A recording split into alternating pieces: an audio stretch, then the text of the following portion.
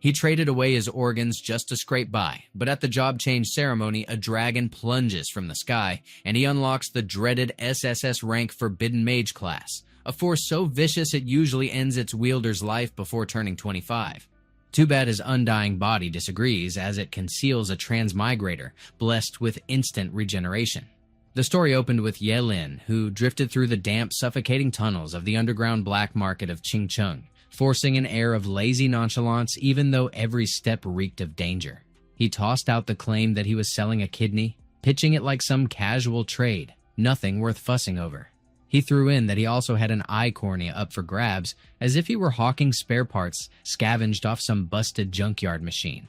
The doctor frowned hard and pressed him, pointing out that he had already dumped a kidney, a spleen, a gallbladder, a pair of testicles, 1/3 of his liver, and chunks of his intestines just in the last 6 months, warning bluntly that if he lost another kidney, he wouldn't make it past a couple of days.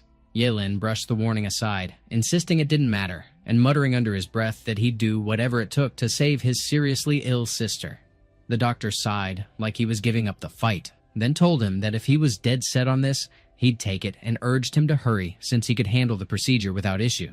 His scream tore through the market, sharp and raw, freezing vendors mid-motion for a heartbeat before they all slid back into their hustles like nothing had happened.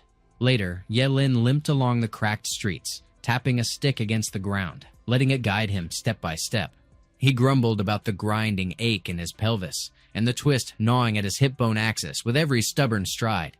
But beneath the groaning, he was perfectly fine, relieved that nobody seemed to be shadowing him.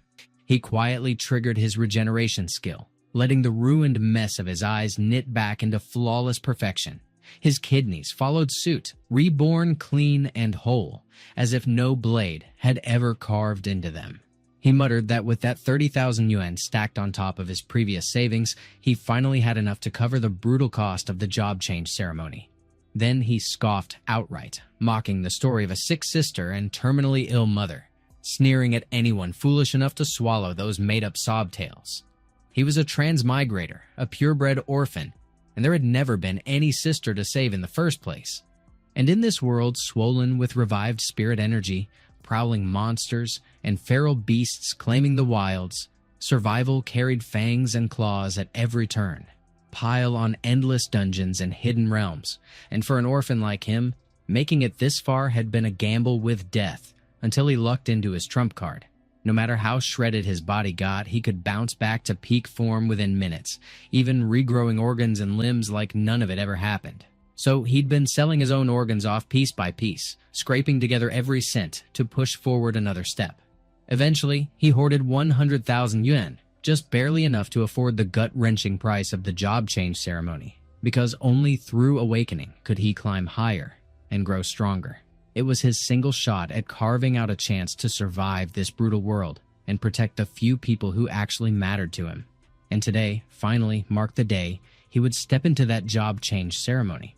Out of nowhere, Teacher Wang spotted him and questioned why he was hanging around, while another student blurted if he wasn't dirt poor, baffled over how he could even afford to be there. He responded smoothly that to attend the job change ceremony, he'd been forced to take out a job change loan. One student snickered that he might end up saddled with a useless job, while another muttered that if that happened, he'd be chained to debt for life. Teacher Wang, determined to see it through, told him that since things had reached this point, she'd give everything she had for him, urging him to get inside quickly since the ceremony was about to start, and he thanked her with a rare flicker of genuine gratitude.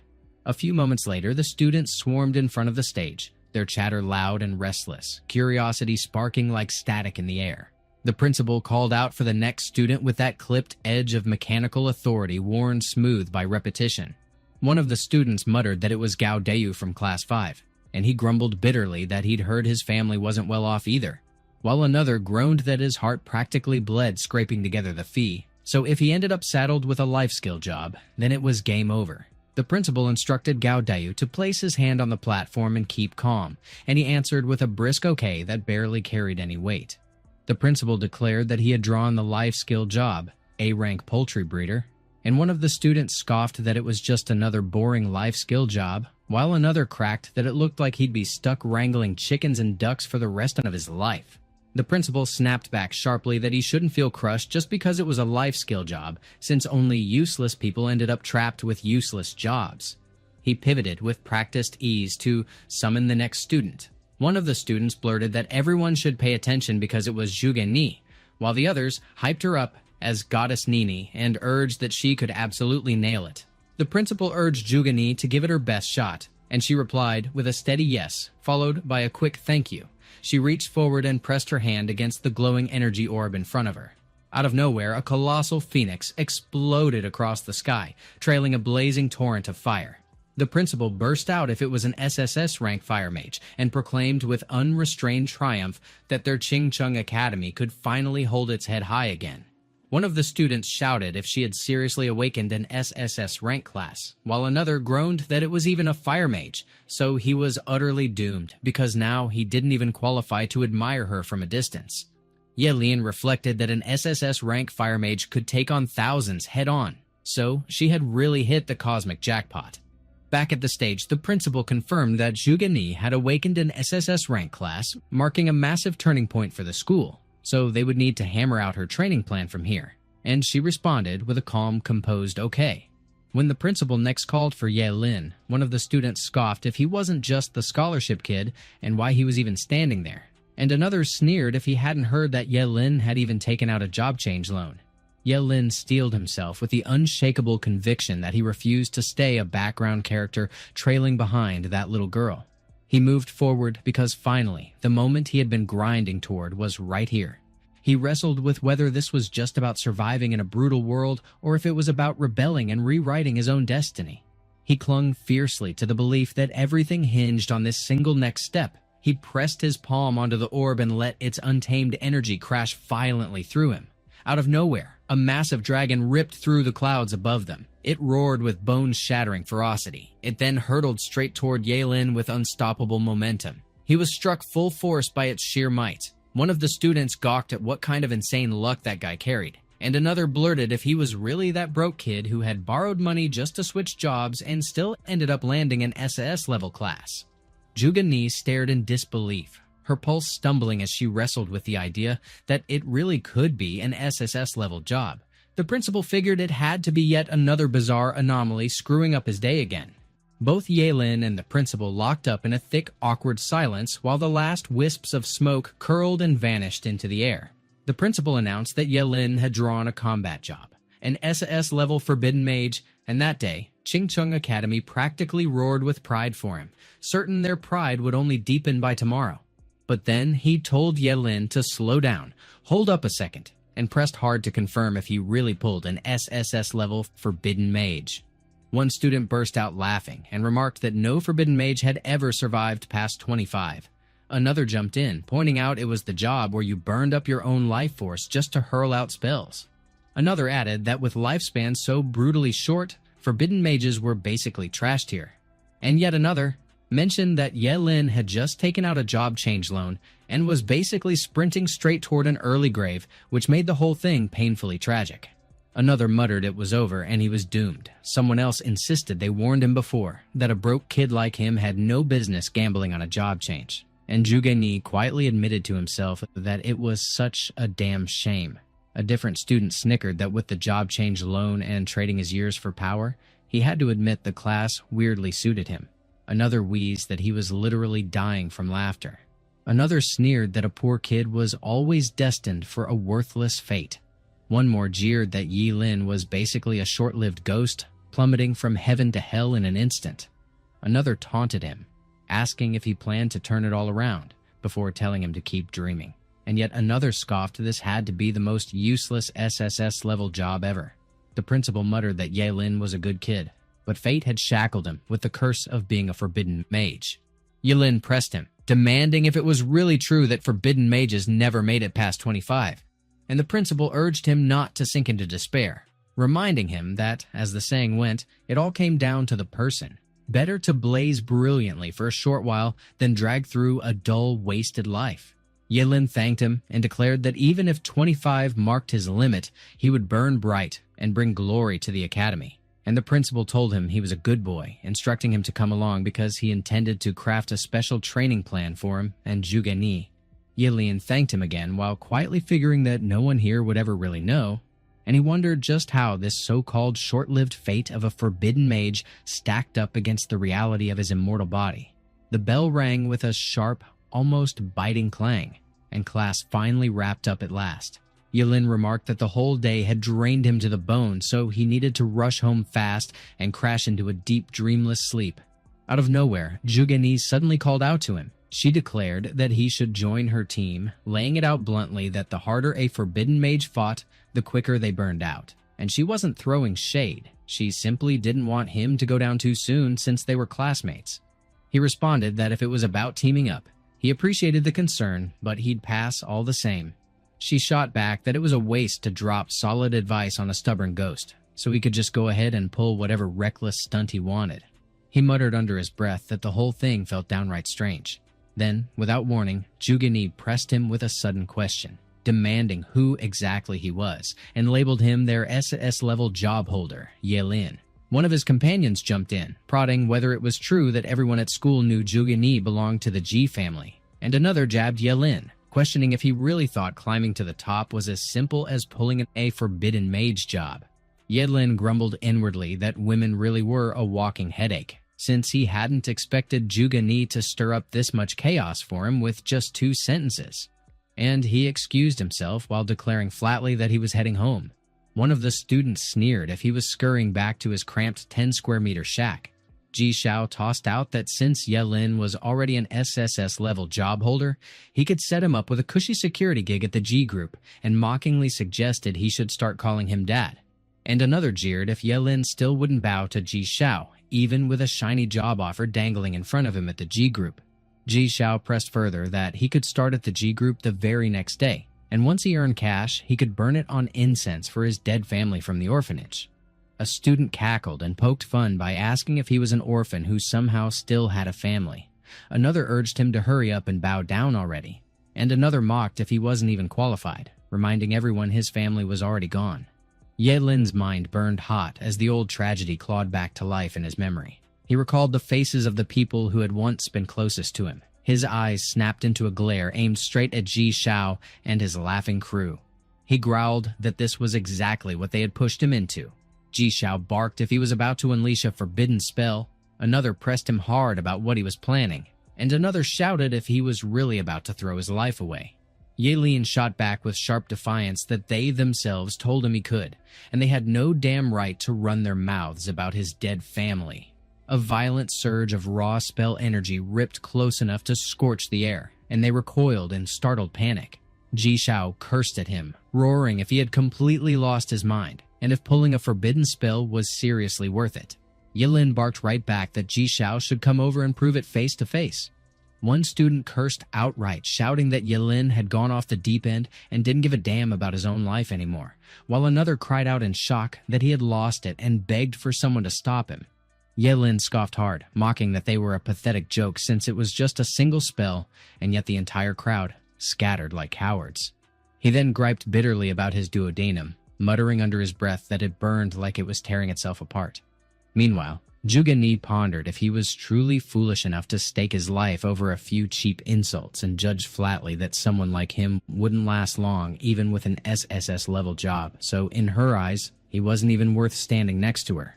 A few moments later, Yilin dragged his exhausted body back to his home. He let out a weary announcement that he was finally home at last. Sacrificing a piece of the duodenum could trigger a basic thunderstrike. Losing a bladder could summon the Kui Water Yin Thunder. Giving up a heart could unleash the deadly Purple Thunder. And he muttered darkly if that meant trying to summon the ultimate chaos divine, Thunder was basically carving his own death sentence. His skull throbbed viciously, which marked a bad omen, the ugly backlash of body regeneration already sparking alive. He felt completely hollowed out, every drop of energy gone. On the other hand, Ji Xiao pressed hard that his father had to avenge him, insisting he needed to kill that guy and send someone after him, but his father shot back bluntly if he remembered nothing from the lessons drilled into him. He warned flat out that hunting an SSS-level mage was insanely risky, gaining them nothing at all since clearly that person was reckless enough to fling a forbidden spell over a few insults. He hammered into him not to forget he was still just a broke student, and the G family already had more than enough wealth. So he needed to learn to weaponize his greatest advantage against the weakest crack in his enemy's armor.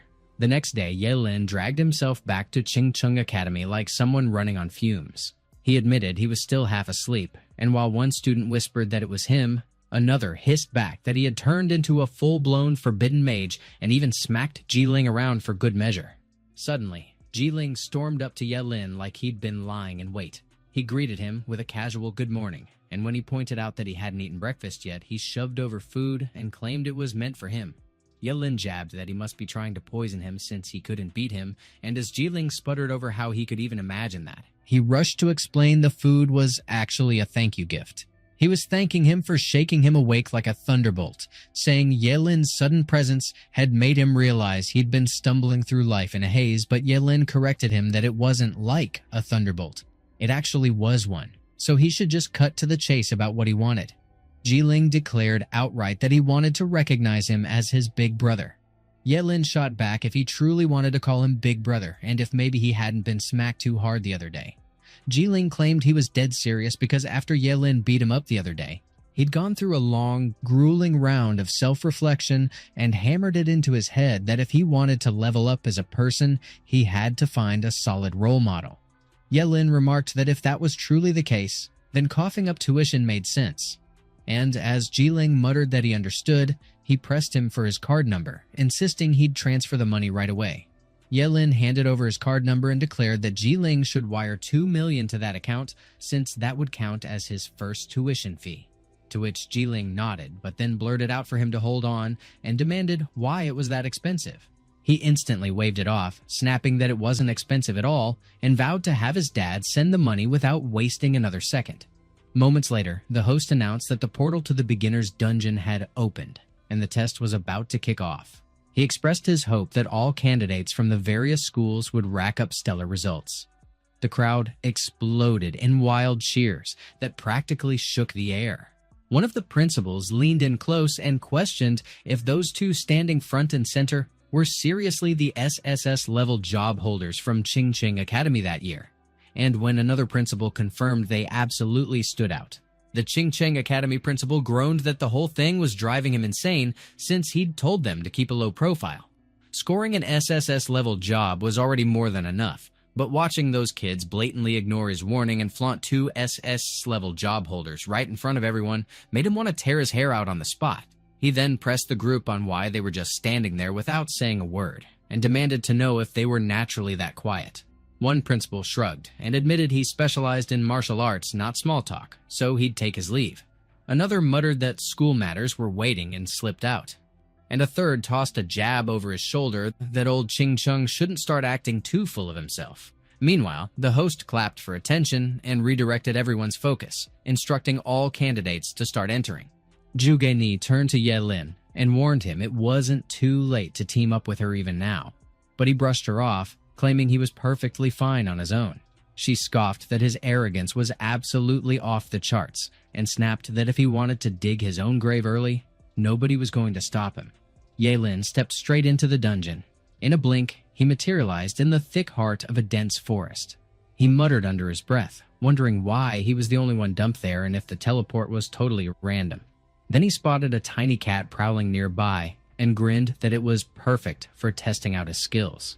The system pinged him that he'd just slain a level 1 leopard cat and pocketed a measly 10 XP as his reward.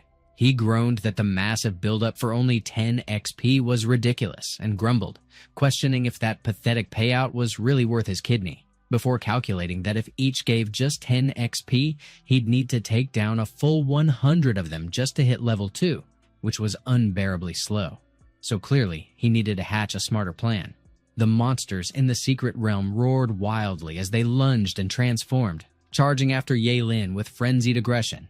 He remarked casually that their roaring was perfect, since this wave should rack up a hefty chunk of experience for him. He stopped running altogether, letting the chaos catch up. The forest behind him churned in absolute turmoil, packed with a ridiculous number of monsters crashing through the undergrowth.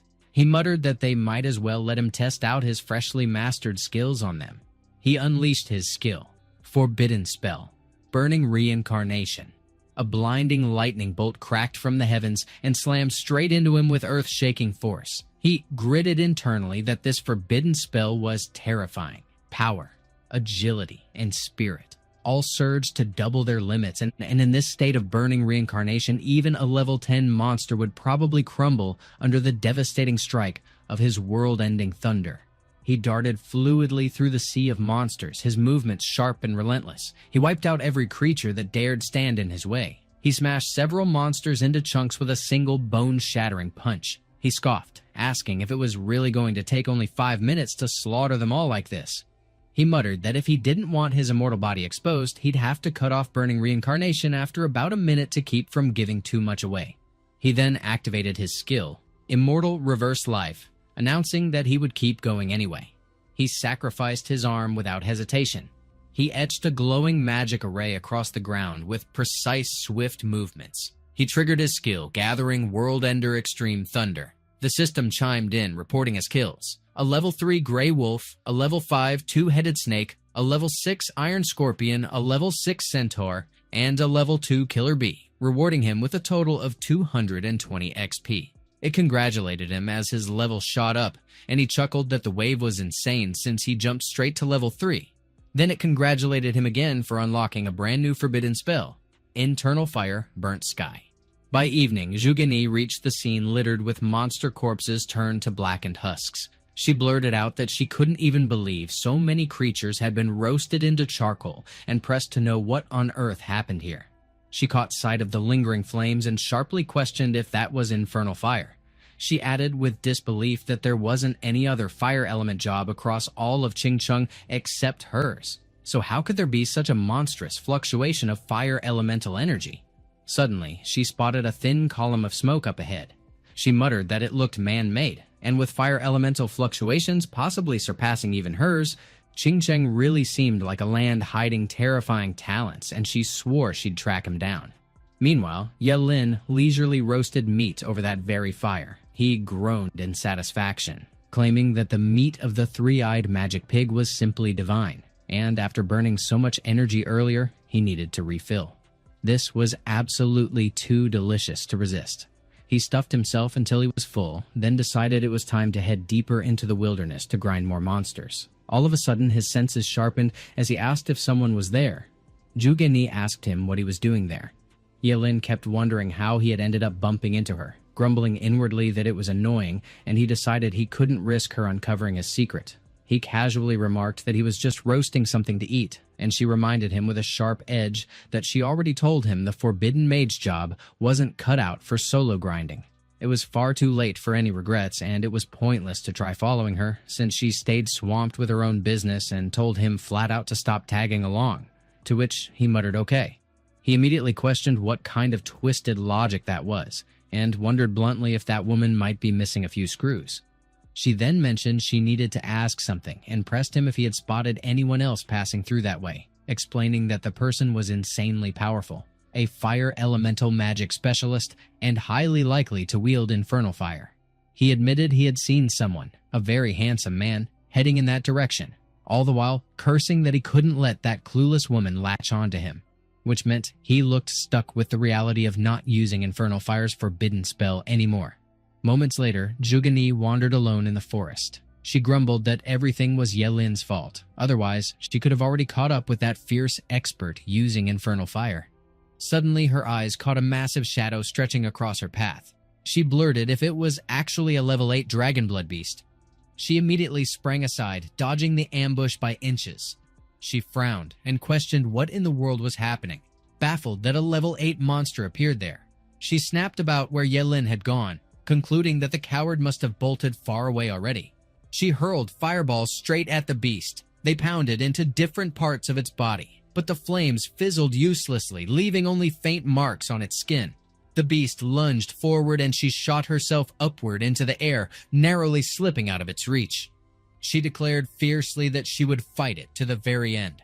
She unleashed a barrage of fireballs, but the monster roared back, reflecting them all in a brutal counter. Jugani reeled in shock as her own fireballs stormed back toward her. She shrieked in agony as one slammed directly into her. She crashed violently onto the ground. She admitted bitterly that she had been far too arrogant because, in that so-called beginner's secret realm, a level 8 Dragonblood beast was completely unbeatable, and it felt humiliating to face death there. All at once, Yelin's voice cut through, remarking that the beast ought to show some manners.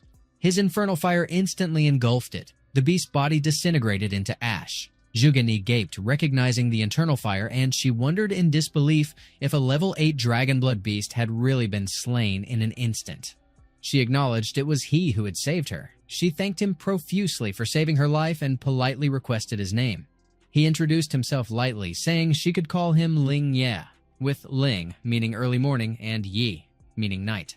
She lifted her finger to her lips with a small, uncertain gesture. She pressed Yelin on which school he came from and remarked that since he saved her, she had to repay him properly. He dismissed her as a dumb woman and brushed her off, saying there was no need for thanks because he merely passed by. She urged him to wait as she struggled to push herself upright, but he warned that she must not follow him since the demonic beasts ahead were far too dangerous. It was no place for someone like her, and he bluntly suggested she change her clothes first. She flushed with embarrassment when she realized her clothes had slipped, baring her chest. She quickly flattened herself against the ground to cover up. She insisted he wait because she would catch up to him soon, swearing that one day she would stand beside him. Yelin pressed forward without hesitation. He muttered that the stupid woman must have already given up chasing after him. She wasted far too much of his time, so he needed to rush his leveling. He unlocked a new forbidden spell, one that shaved away 2 years of lifespan to grant him immunity from a single lethal strike, and with how every forbidden mage spell consumed life itself, the job was truly short-lived. But this ability was heaven sent to him. With that forbidden spell, he could shrug off a fatal attack, no matter if someone stabbed straight through his heart. And even if another spell demanded his heart or head in sacrifice, he could shield himself against it. It was ridiculously powerful. He could now grind levels without restraint, and no one could stop his climb. When the 3rd day of the exam dawned, one parent remarked that it was the final day, and another agreed, saying the test would end soon and they would be content if their son managed to reach level 8. Meanwhile, Principal Gao greeted his peers with a good afternoon, pointing out they had all arrived so early, to which Principal Su jabbed at him about bragging and sneered that having 2 SSS class changers didn't matter, while another principal remarked that level sometimes outweighed class altogether. Their eyes all remained fixed on the secret realm portal. Another principal noted that Qing City's highest secret realm record was still level 11, unbroken to this day, recalling that it belonged to a student from Principal Su's academy. And Principal Su confirmed it, wondering aloud if this year the record would finally fall, while Principal Gao countered that they should simply wait and see, confident his student could reach it. Suddenly, Zhuge Qianxing cut in, remarking how much fun the principals seemed to be having. He asked if he could join their little gathering as well. Principal Su identified him as Zhuge Qianxing, admitting he had long heard of him, while Principal Gao called him Qing City's premier astrologer and welcomed him with honor. Zhuge Qianxing brushed off the courtesy, saying he was only there for his daughter, Zhuge Ni. He inquired whether Zhuge Ni had been troublesome for the principal, who assured him that he cherished his daughter, who stood as the pride of Qing City Academy. Then someone suddenly cried out that they should look, because someone was emerging. Zhuge Qianxing commented that the allotted time was not yet finished, while the principal questioned whether someone had already come out and if they might be injured. It was Zhuge Ni. She casually pressed her father about why he was hanging around and tossed a quick address at the principal. Zhuge Qianxing shot back by asking what level she had reached, while the principal nudged her about whether the timer hadn't run out yet. She dropped that she was already level 12. Principal Su jolted with surprise, and as another principal blurted out whether the record had already been shattered, Principal Gao grinned and declared it fitting. A fire element mage, tearing through the record like it was nothing. Zhuge Qianxing muttered that she was too stubborn because if she had just waited until the end and walked out, she could have pushed for level 13, but she fired back that the inside was too dull, and it dragged forever just to track down a level 10 demonic beast. Plus, the experience gain was pathetic anyway. Still, she kept to herself that she'd come out early just to find Ling Ye, and he'd better not even think about slipping away now. Meanwhile, Yelin sneezed. He muttered how weird it was since the place wasn't even cold. then questioned aloud why he was sneezing out of nowhere and if someone was bad-mouthing him. He noted that every demonic beast in the level 10 area had already vanished, then wondered if he'd wiped them out too fast. He clicked his tongue and decided he had to stretch his search zone, ready to unleash his freshly learned forbidden spell, the Sudden Dance. As the skill flared, he dryly remarked that he was sacrificing his kidney for it. With his agility cranked up tenfold, even a level 50 assassin wouldn't touch his speed. It felt incredible, and he figured it was time to move. He shot across the forest. A violent gust tore in behind him. Out of nowhere, a pack of three-headed cyclone mantises locked onto him. He spotted them instantly and claimed them all for himself. He threw away his bladder without hesitation. Then he unleashed his forbidden spell, world-destroying Raging Thunder. On the other side, one of the students staggering out of the secret realm groaned that he'd finally escaped and nearly died inside. Others choked back sobs, and someone trembled, swearing the whole thing was terrifying and had scared him senseless. Meanwhile, Jugani frowned, unsettled by how strange it felt, wondering why Ling Ye still hadn't shown up. The host announced that only 5 minutes remained for the test and urged everyone to head back to their school zones. Principal Su remarked that the test was wrapping up and guessed the top performer of the year was already set, while another principal chirped that Principal Gao had hit the jackpot with 2 SSS class changers that year, only to pause and demand where the other SAS class student was hiding. The host cut in again, announcing there were just 3 minutes left, and as Zhu Geni questioned herself about missing Ling Ye, she brushed it off, insisting it was impossible since she'd been watching non-stop. Then a silhouette appeared, and she perked up, convinced it had to be him. But it was Ye Lin, and when she demanded why it was him, he casually replied that the time was up. So he came out, and wondered if that was a problem. She snapped that there was no way a coward like him could be the one she was waiting for, told him to shut up, and ordered him to get lost. Ye Lin stared, baffled, questioning whether she'd gone completely crazy. Principal Gao called out that Ye Lin had finally made it out, and as he asked him about his level, Ye Lin greeted him with a grin. He declared he was level 16, leaving one principal blurting out if he heard him right, another scoffing that it was impossible since the highest record had only been 11, and yet another demanding how in the world there could be a level 16 in what was supposed to be a rookie secret realm test. One of the principals remarked that it was actually a level 16, emphasizing that grinding up from level 1 to 16 would swallow a massive total of 12,000 experience points. Another pointed out that the strongest demon beast inside the rookie secret realm was only level 10 and worth a mere 100 experience points. Another jumped in, calculating that this meant he slaughtered 1,200 level 10 demonic beasts and demanded how that was even possible. Principal Gao praised Ye Lin for doing a great job and called him Qingcheng Academy's pride, while Zhuge Qianxing agreed and remarked that he was indeed impressive. But Jugani rolled her eyes and asked what was so impressive about being level 16, reminding them not to forget that he was a forbidden mage, and if he kept spamming his skills without restraint, of course, he would level up fast, which another principal bluntly confirmed was exactly why. One of the students scoffed and called Ye Lin crazy for using forbidden spells inside a rookie secret realm just to grind levels, reminding everyone that other forbidden mages rarely even live past 25, betting that he wouldn't make it out of his 20s. Another sneered that trading his life for fame was idiotic behavior, but another cut in, insisting they shouldn't mock him like that because he literally gambled his life just so they could admire him. So at least let him bask in it for a few days. One of the principals confronted Ye Lin directly, pressing him on why he did that and demanding honesty if his own principal forced him into it, accusing the academy of using his life as a prop for fame, but Principal Gao snapped back, telling him to stop spewing nonsense and challenging how he, as a teacher, could joke about sacrificing his own student's life. Ye Lin firmly denied being forced, explaining that he did it entirely by his own choice because he grew up poor and had been looked down on his whole life. So now that he had a shot at greatness, he refused to cower away, declaring that even if he burned out at his brightest, he would have no regrets because he wanted the world to know he could do it. Zhuge Qianxing admired the boldness, remarking that those were grand words and recognizing his towering ambition, noting that no matter what anyone thought, he was the highest level student in the rookie secret realm at that moment. He was the first. He then introduced himself as Zhuge Ni's father and told Ye Lin that if he ever ran into trouble in the future, he could reach out to him.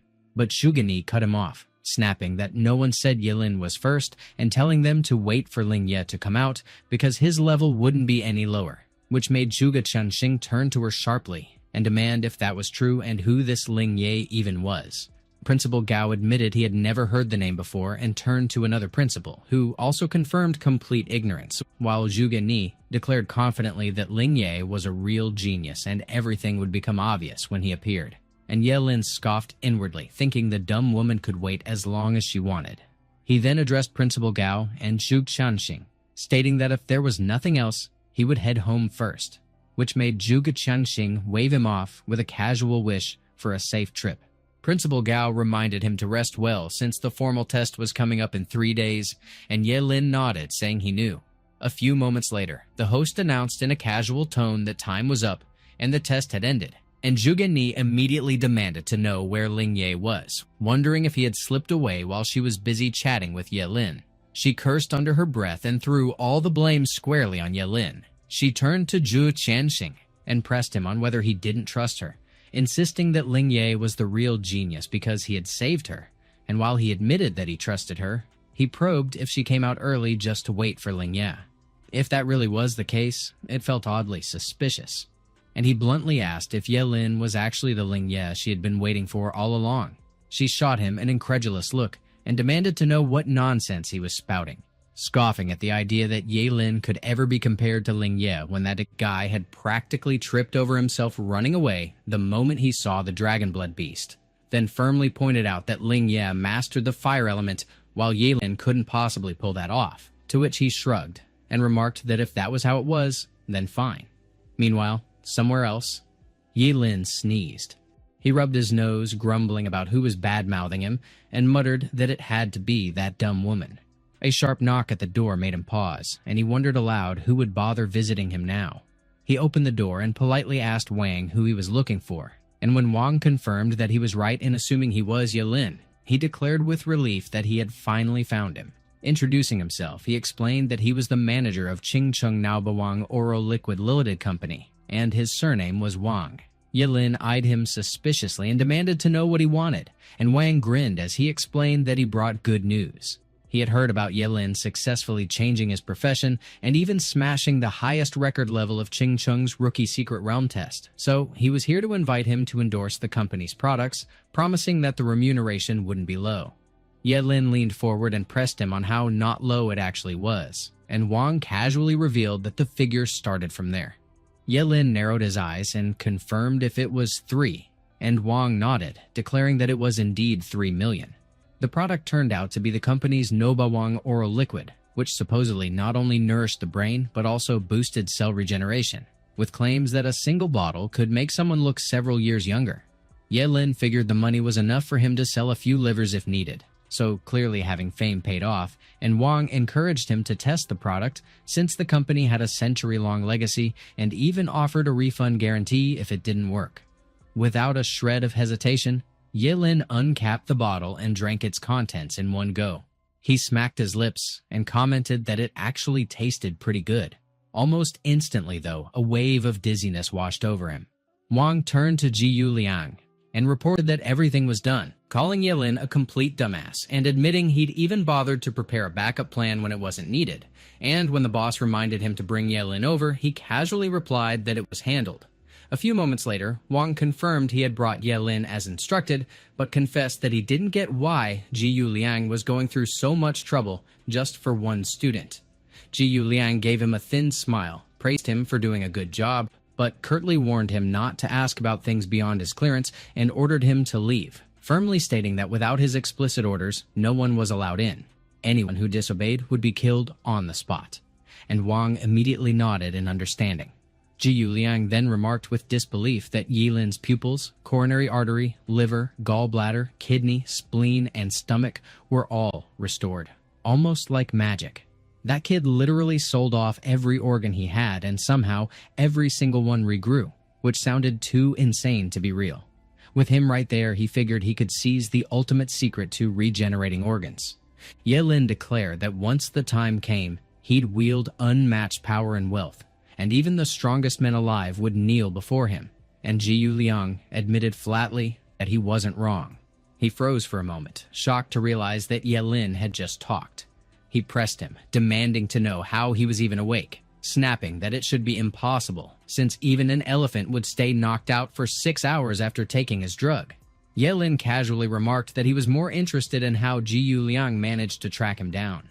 Jiyu Liang, a level 20 phantom swordsman, announced coldly that since Yelin was awake, there was no need to stay polite anymore, warning him to surrender now so he could at least guarantee he wouldn't lose a limb or a leg. But Yelin countered just as sharply that he was a job changer too, and also level 20.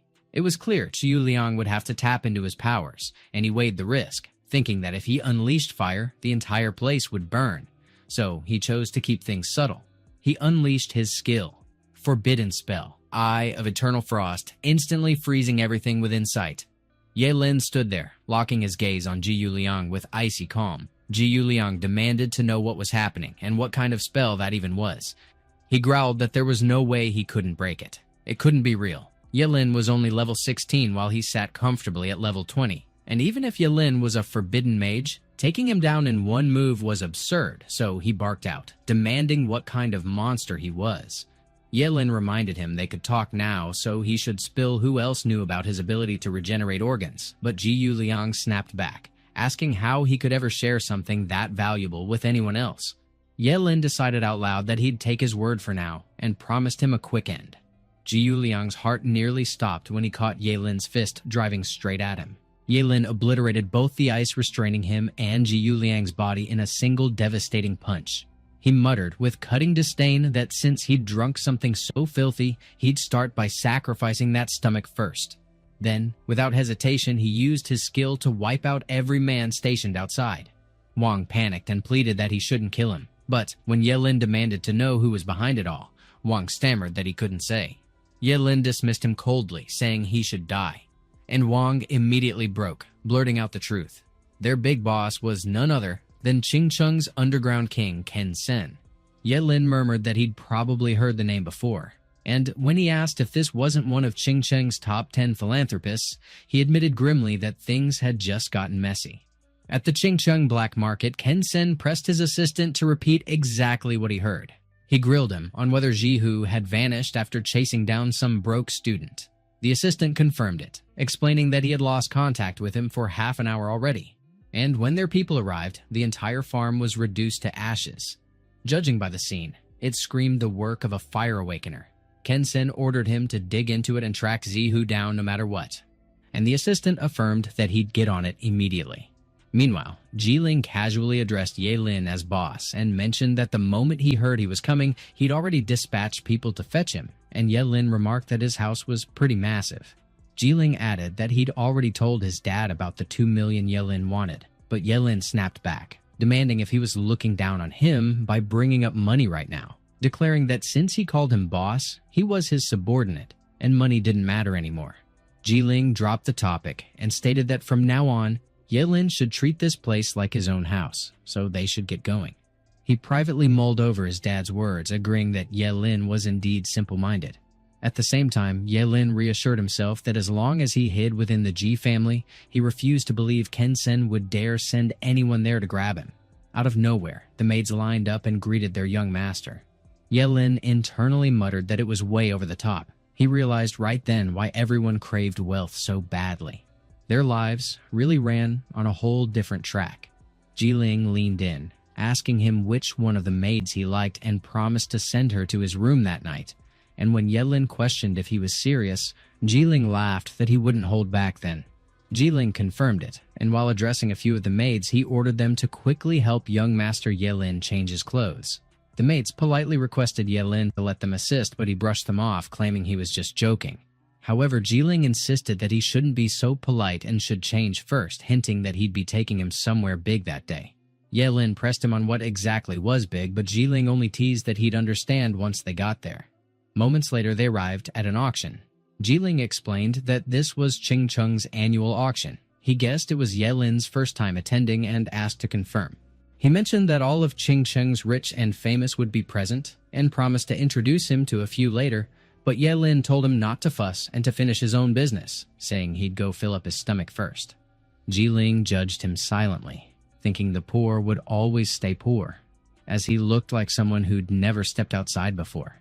Meanwhile, Yelin muttered to himself that he'd been busy all night, starving half to death, and having sacrificed a stomach already, he needed to eat more to make up for it.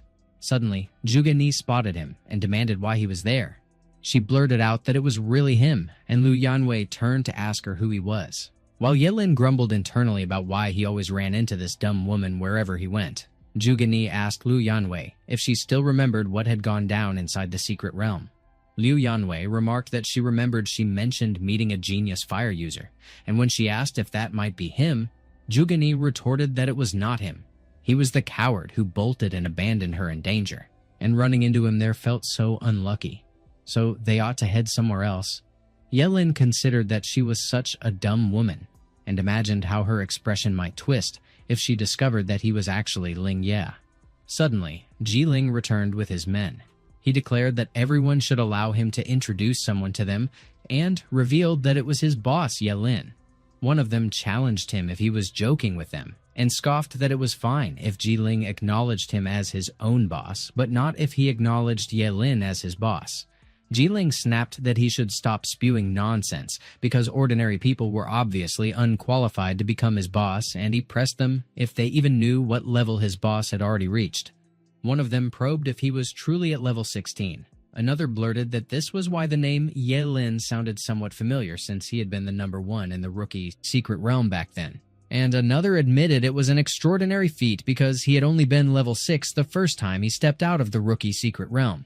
Yelin remarked that they didn't need to be so shocked, because he did understand a thing or two about leveling up, and if they could just head outside the city, he could take them along to level up, and then they would score a good grade for their final exam. They pressed him if he was being serious and if he would really bring them along to level up, but Jiling cut in that to prevent that kind of trouble from arising, they were not allowed to leave the city before the final exam. Yelin countered that he heard the path to the final examination was outside the city, and they could step out during that time, to which Jiling admitted that he grasped he was trying to bring them along to level up outside. But Yelin pointed out that it still would not work, because even if his level was high, he had no equipment. Jiling declared that it was simple. He should be assured that as long as he could let him tag along to level up, he would buy whatever he wanted at the auction. Yelin pressed him if that was real. Jiling confirmed, of course, and as long as he could grab a better grade for his final examination, his dad would back him with money no matter how much he spent. Moments later, Qingting addressed the ladies and gentlemen with a polite good evening. She introduced herself as the auctioneer for that day and extended a welcome in the name of Zhenbao Auction House. She expressed her hope that everyone present would secure what they desired. Without dragging it out, the first item of the day was an epic tier skill scroll, a fire elemental skill suited for mages, with a starting price of 50,000. Each bid increment should be no less than 100,000. She requested that they begin bidding. Someone bid 511,000, another bid 550,000, and another called out 600,000. Suddenly, Zhuge Qianxing raised the stakes to 3 million. Yelin considered that Shugani had awakened the fire element, and her father was pouring in so much to buy her a skill book. So, indeed, having money made all the difference. But luckily, he was a forbidden mage, and he never needed any skill scroll since every spell he unleashed was already a forbidden one. Yelin turned to Jiling and mentioned in a casual tone that his profession ranked as a level Chungying swordsman. So if he spotted any abilities at the auction that suited him, he should throw in a bid because those abilities could literally save his neck when things got critical, and Jiling responded that he got it. Qingting then announced with a hint of flair that the next item up was something exceptionally rare. The Huanglong Ruyi ring boosted the spiritual attribute by a hefty 30 points, and it carried a passive skill called Dragon Possession. The starting bid sat at 2 million, with minimum increments of 100,000. They were encouraged to start placing their bids, and right away, someone went in with 2.5 million, another tossed out 3 million, and a third pushed it further to 3.1 million. Yelin remarked that a ring that pumped up spiritual attributes by 30 alone made it a priceless asset, so Jiling absolutely needed to throw his hat into the bidding. Jiling leaned toward his dad and told him to place a bid on that ring, to which his dad casually agreed. He dropped an 8 million bid without hesitation, figuring that dropping that much cash to secure Jiling's admission into a prestigious school was worth every coin. And besides, considering that the lifespan of a forbidden mage was painfully short. When Ye Lin eventually kicked it in a few years, the equipment would naturally end up back in the Ji family's hands anyway. Qingting announced loudly that 8 million was going once and going twice. Out of nowhere, Ken Sen broke in with a cool 10 million bid. He casually greeted President Ji, asking how he'd been, while Jiling, stunned, whispered why Ken Sen, the king of the underground, was even there. Ye Lin stiffened, staring hard, wondering if that really was Ken Sen. He panicked internally, deciding that he couldn't afford to let Ken Sen spot him. Meanwhile, President Ji addressed Ken Sen directly, demanding to know how exactly the Ji group had managed to offend him and urging him to explain. But Ken Sen snapped back that Ye Lin killed his men, yet he expected him to explain. President Ji fired back that he had no idea what Ken Sen was talking about, and warned him that if he was looking for trouble, the Ji group wasn't something to mess with. Then he boldly countered with a 12 million bid. Ken Sen grinned darkly and declared that he accepted the challenge, so they'd see who managed to outlast the other. He then turned to his men and asked if they'd confirmed whether the car seen near the warehouse actually belonged to the Ji group, and one of them replied there was zero doubt, saying the car drove straight back to the Ji family villa that evening. Ken Sen coldly warned that the Ji group had better not cry about it when he wiped out their entire family, while Qingting declared 12 million going thrice and slammed the deal shut. A few moments later, President Ji leaned over and asked Ye Lin if he liked the ring. Ye Lin confirmed he did and thanked him, while Jiling nudged his dad, asking who that man was earlier. And his dad explained that it was Ken Sen, the king of the underworld, who had been wanting to clean up his act and turn into a proper businessman. But right then, he was clearly trying to muscle his way into the Ji group's slice of the pie. Ye Lin remarked casually that the Ji group, being such a massive organization drawing plenty of unwanted attention, would benefit from being more cautious, and President Ji admitted bluntly that he was right. The system promptly notified Ye Lin that the ring boosted his spiritual attribute by 30, which could still be refined, and since the wearer was blessed by dragon energy, his luck also jumped by 10. Ye Lin realized sharply that the ring didn't just enhance his spiritual attribute by 30, it also boosted his luck by 10. He assured President Ji with quiet confidence that he shouldn't worry, because he would personally make sure Jiling got into a prestigious school, even if he had to carry him there, which drew a laugh from President Ji, who added warmly that there was no need to be overly formal, since he and Jiling were as close as brothers, so he should just speak up if he needed more equipment. Moments later, Jiling muttered tiredly that he was exhausted, but admitted with relief that thanks to Ye Lin, his dad was willing to splurge on expensive equipment, and when Ye Lin asked what kind of gear he wanted, Jiling urged him casually to just pick whatever caught his eye. The Azure Thunder Ring boosts the spiritual attribute by 15, which could be refined, and also ramps up the wearer's lightning abilities by 20. The Molten Moon Necklace surges spiritual power by 200, which could be refined further. The Dual Yin-Yang Bracelet enhances the spiritual attribute by 40, which could be refined. And when both yin and yang bracelets are worn together, the healing factor skyrockets. Ye Lin noted with a satisfied grin that it was a pretty good haul. A ring to amp up thunder damage, a necklace to push spiritual power higher, and bracelets that upgrade the healing factor. He wanted all of them. He figured that especially with that bracelet, even if his body's secret got exposed, he'd have a reliable way to clear up the situation. He observed that the sword was ridiculously strong, and with it he'd finally unleash his level 10 forbidden spell. The Starfall Fracture boosts strength by 300, which could be refined, and under Starlight the strength bonus keeps climbing until it maxes out at 100. His forbidden spell, the Yangshu Sword Technique, doubles the sword's damage and can stack up to a terrifying 99 times, so he concluded firmly that it was a great blade, and with that weapon, he and Jiling would dominate the upcoming exams.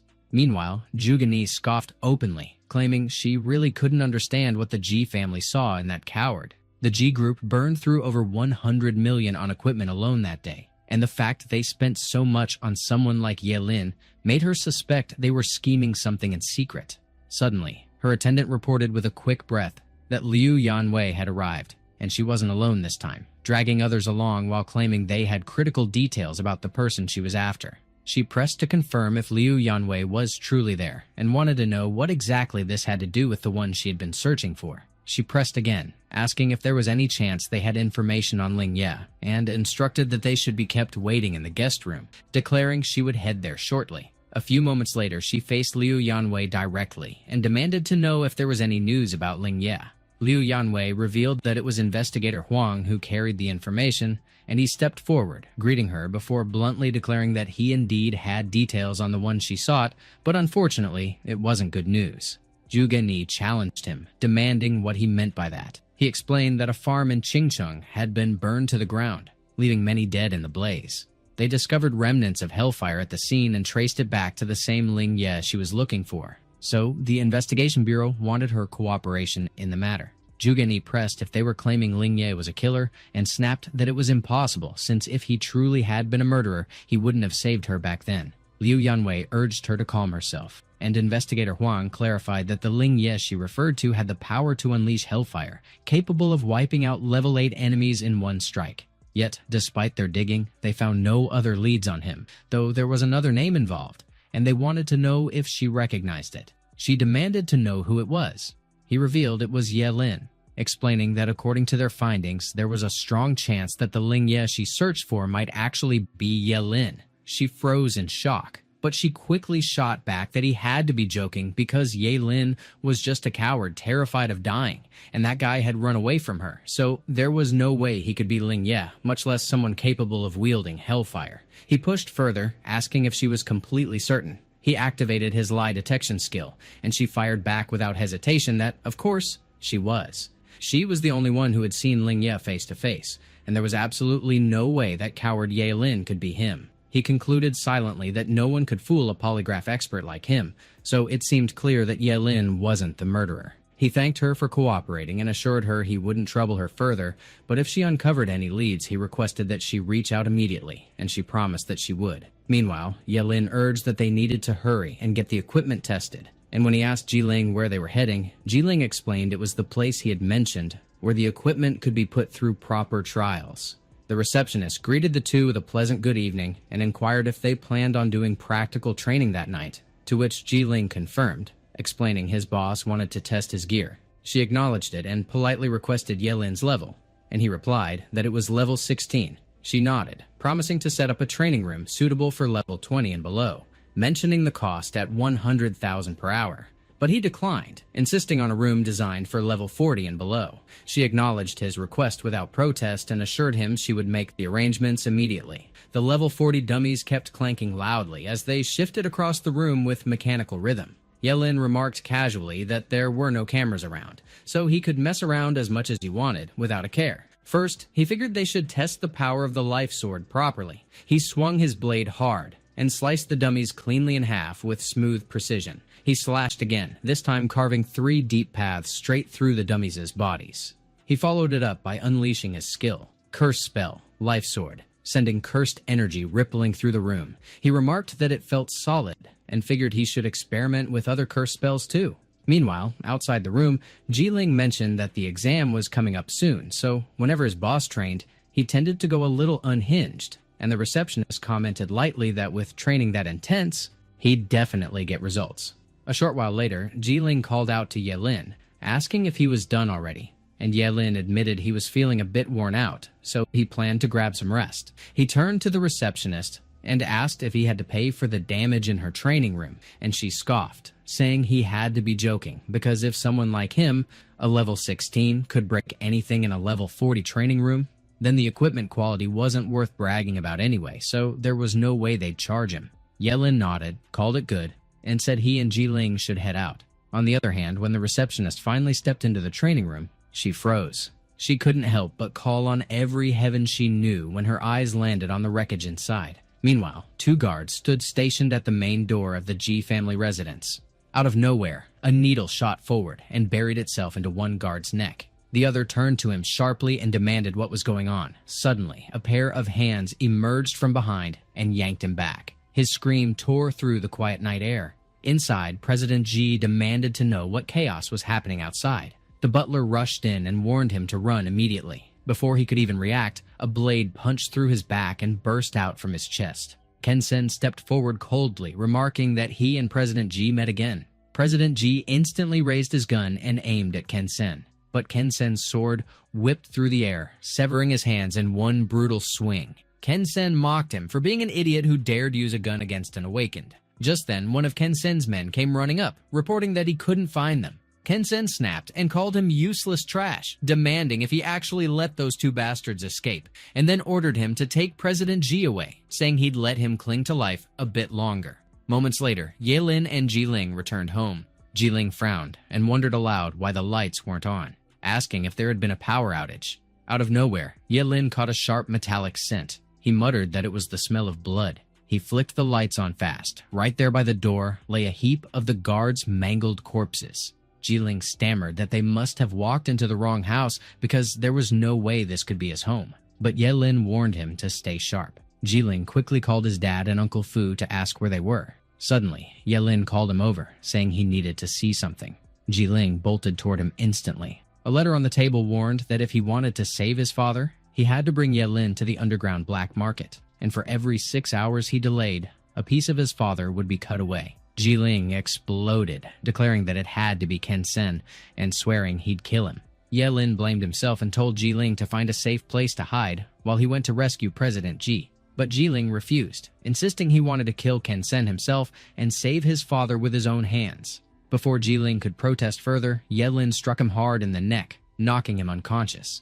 Ye-Lin muttered that Ji-Ling should trust him because he'd bring President Ji back alive. He laid Ji-Ling carefully on the couch. He vowed darkly that he'd show Ken Sen just how terrifying a cursed master willing to gamble his life could be. A few moments later, he arrived at the Qing City underground black market. 2 men stood guard outside Ken Sen's door. Ye-Lin silently vaulted across nearby buildings to close the distance. He tucked himself into the shadows behind a wall. He figured it was lucky that his speed gave him the upper hand. But then, one of Ken Sen's men casually glanced back and smirked at him. Ye-Lin wondered if they had spotted him already, and told himself that couldn't be possible. The man called out, asking what era they were even in if Ye-Lin was still hiding in the shadows.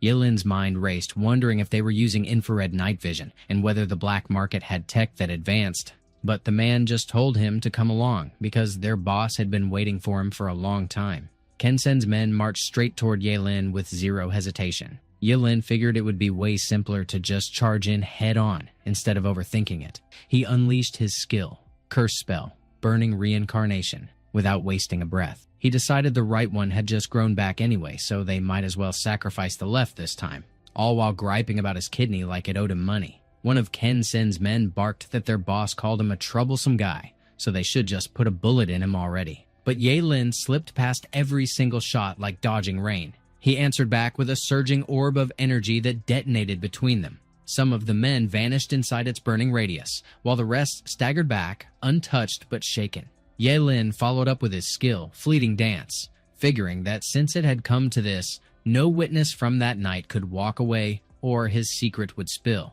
Ken Sen's master stood right there, watching. Suddenly, one of Ken Sen's men cast Wing Magic, while another ripped out a wind blade without hesitation. Ye-Lin clocked how damn fast they moved. It had to be a wind type awakened, easily above level 30. One man cursed him for being a little bastard bold enough to show up alone, throwing in if he wasn't scared of dying, while the other reminded him their boss wanted Ye-Lin alive and promised he wouldn't kill him. Ye-Lin muttered he was unlucky to have brought his sword along this time. They should just come at him and see how many times he could stab them, then triggered his skill, Curse Spell, Life Sword. One of the men scoffed that he was just a brat getting cocky, then summoned Wind Magic Dragon Pistol without blinking. Ye-Lin parried with his first sword. Another man snarled he was quick, but dared him to take this strike, unleashing his own wind blade. Ye-Lin countered with his second sword. One man admitted he was fast, but mocked him, asking if he planned to just scrape him. Ye-Lin told him not to worry, and to hold on tight since he clearly didn't know a thing about his sword skills yet. He followed through with his third sword. Then came his fourth sword. He kept chaining blades until the eighth sword shattered one man's weapon and hurled him flying through the air. The other man's face twisted with panic for his brother. On the other hand, Ye-Lin grimaced and muttered about the stabbing pain, insisting the eighth one hit with brutal intensity. The man pressed, demanding how it was even possible and what kind of sword technique that could be. Ye-Lin retorted sharply that he didn't need to know. The man choked out a groan as Ye-Lin's blade tore across his throat, and his brother screamed his name in shock. The dying man rasped that Ye-Lin wasn't human, calling him the devil outright. He burned instantly under the surge of infernal fire. Ye-Lin directed the blaze at him without hesitation. He declared that he had warned them already. None of them would leave this place alive tonight. Suddenly, the building's door burst apart with a violent explosion. One of the men begged desperately to be saved, while another shouted that Ye Lin couldn't be killed, no matter how hard they tried. Ye Lin drove his first sword clean through one man's neck, severing his head in a single motion. His second sword sliced brutally into another man's shoulder, splitting flesh and bone. Without pause, he lunged forward, chasing after the third man. He barked at him not to run since he still needed to count again. Then his stride faltered when Jai Shuqi suddenly blocked his way. Jai Shuqi, the black market's #1 fighter at level 42, remarked coolly that it had been a long time since anyone dared storm this place alone to stir chaos. He challenged Ye Lin, demanding to know his secret, and marveling that he hadn't fallen even after taking such vicious injuries. Ye Lin noted grimly that the massive axe looked like it weighed several hundred kilograms, and he told Jai Shuqi to set it down first, promising he'd talk. Jai Shuqi sneered that he'd rather kill him first and study his corpse slowly. He swung the colossal axe with brutal force, shattering part of the stairs. Ye Lin reacted instantly, unleashing his skill, curse spell, burning reincarnation, fleeting dance. Jai Shuqi laughed darkly, recognizing him as a curse master, and mocked him by asking how long he could endure burning away his own life for power. He lunged forward and hammered Ye Lin with relentless strikes. One blow forced Ye Lin to release his sword, which spun high into the air before plunging into the floorboards at a distance. Ye Lin figured, just as expected, a level 42 awakened turned out to be a beast of an opponent. Jai Shuqi pressed him with a mocking edge, wondering if he was seriously a curse master swinging a sword, then jabbed that his sword skills were painfully off the mark. Ye Lin braced himself, convinced he had to dodge that strike, but to his shock, he couldn't pull it off, and the blow slammed hard into his shoulder. He roared in pain as his body crashed violently against the wall. Jai Shuqi strolled toward him with calculated calm. He remarked that he was only warming up, yet Ye Lin was already on the ground. Ye Lin admitted bitterly that against a close combat expert, his sword skills just didn't cut it. He forced his trembling hand into motion. He sacrificed his liver, kidney, left lung, stomach, gallbladder, bladder, duodenum, pancreas, large intestine, and spleen in a single brutal exchange. He unleashed his curse spell, world-destroying thunder. A devastating bolt of raw energy tore down from the heavens, smashing straight into the city. Jai Shuqi froze in horror as the impossible unfolded before his eyes. He stammered that it couldn't be real. Then agony ripped through him, and he screamed as the power consumed him. In a blink, his entire body disintegrated into ashes. Ye Lin muttered that his sword skills might not measure up, and when asked about the thunder, he dismissed it coldly, saying there was no point in knowing. He could go ask the King of Hell instead. Having sacrificed too many organs at once, dizziness washed over him like a crashing tide. Meanwhile, a lady mentioned she'd heard whispers about a small intruder below, and she checked with Ken-sen if everything was fine. But he scoffed, and asked what could possibly go wrong with Jai Shuqi stationed there. Ken-sen teased her about having something delicious prepared just for her, and invited her to take a bite, to which she playfully accused him of being bad. Out of nowhere, Ye Lin burst through the door. He called Ken-sen by name, declaring his presence, and demanded to know where President Ji was. Ken-sen mocked him as a little brat who somehow managed to get in and snapped back, asking where Jai Shuqi had gone. Ye Lin declared flatly that Jai Shuqi was dead, and warned Ken-sen that he'd be next. Ken-sen only laughed darkly, claiming there were plenty who wanted him dead and Ye Lin simply wasn't qualified. He lunged and clamped a crushing grip around Ye Lin's throat. He then unleashed his heavy power-breaking grasp and spat out that Ye Lin should remember this agony in his next life and never dare mess with him again. He cursed bitterly and growled that he'd wanted far more time to deal with him, but he was honestly stunned when Ye Lin pushed himself back up like nothing happened. He watched him pull through the wreckage of injuries across his body with impossible speed. He pressed if he wasn't dead already. Ye Lin remarked that he hadn't had his fun yet, and then offered up his left eye without hesitation. He unleashed his curse spell, Eyes of Eternal Freeze. Frost sprawled over the floor, locking Ken-sen's feet under jagged sheets of ice. He demanded what kind of curse spell that was, and snapped that he couldn't move an inch. Ye Lin warned him to start talking, and pressed him on where President Ji was. Ken-sen shot back that he wouldn't spill a thing. Ye Lin hinted darkly that he might just lose those arms instead. Out of nowhere, the lady shoved President Ji down to his knees right behind them. She shouted for him to stop, and let Ken-sen go or she'd blow President Ji's head off. Ye Lin prodded her on whether she wanted to play righteous and trade hostages. She warned him not to get any closer or she'd shoot, and when Ye-Lin asked again if she didn't want to trade, Ken-sen barked that he didn't need some woman saving him and ordered her to get lost. But the lady snapped back that he deserved to die anyway. Ye-Lin groaned through the searing pain as bullets tore into him. She screamed for Ken-sen, but he cursed her as a fool and yelled that she should run because she couldn't kill Ye-Lin. She froze, startled, and by then Ye-Lin was already at the doorway where President Ji was. He fired off his skill again, Eyes of Eternal Freeze. She stammered out if that was another curse spell. Ken-sen barked that if Ye-Lin wanted him dead, he should just come kill him because he was the one behind everything and the woman knew nothing. Ye-Lin muttered sharply that he was unbearably noisy. Ye-Lin pressed Ken-sen on what he was shouting for and flung out that there was no way he'd ever forgive him. The lady blurted that he killed Ken-sen and demanded if he planned to kill her too. He scoffed and told her not to be ridiculous because he doesn't kill women, so she should just keep moving. The lady froze, completely at a loss for words.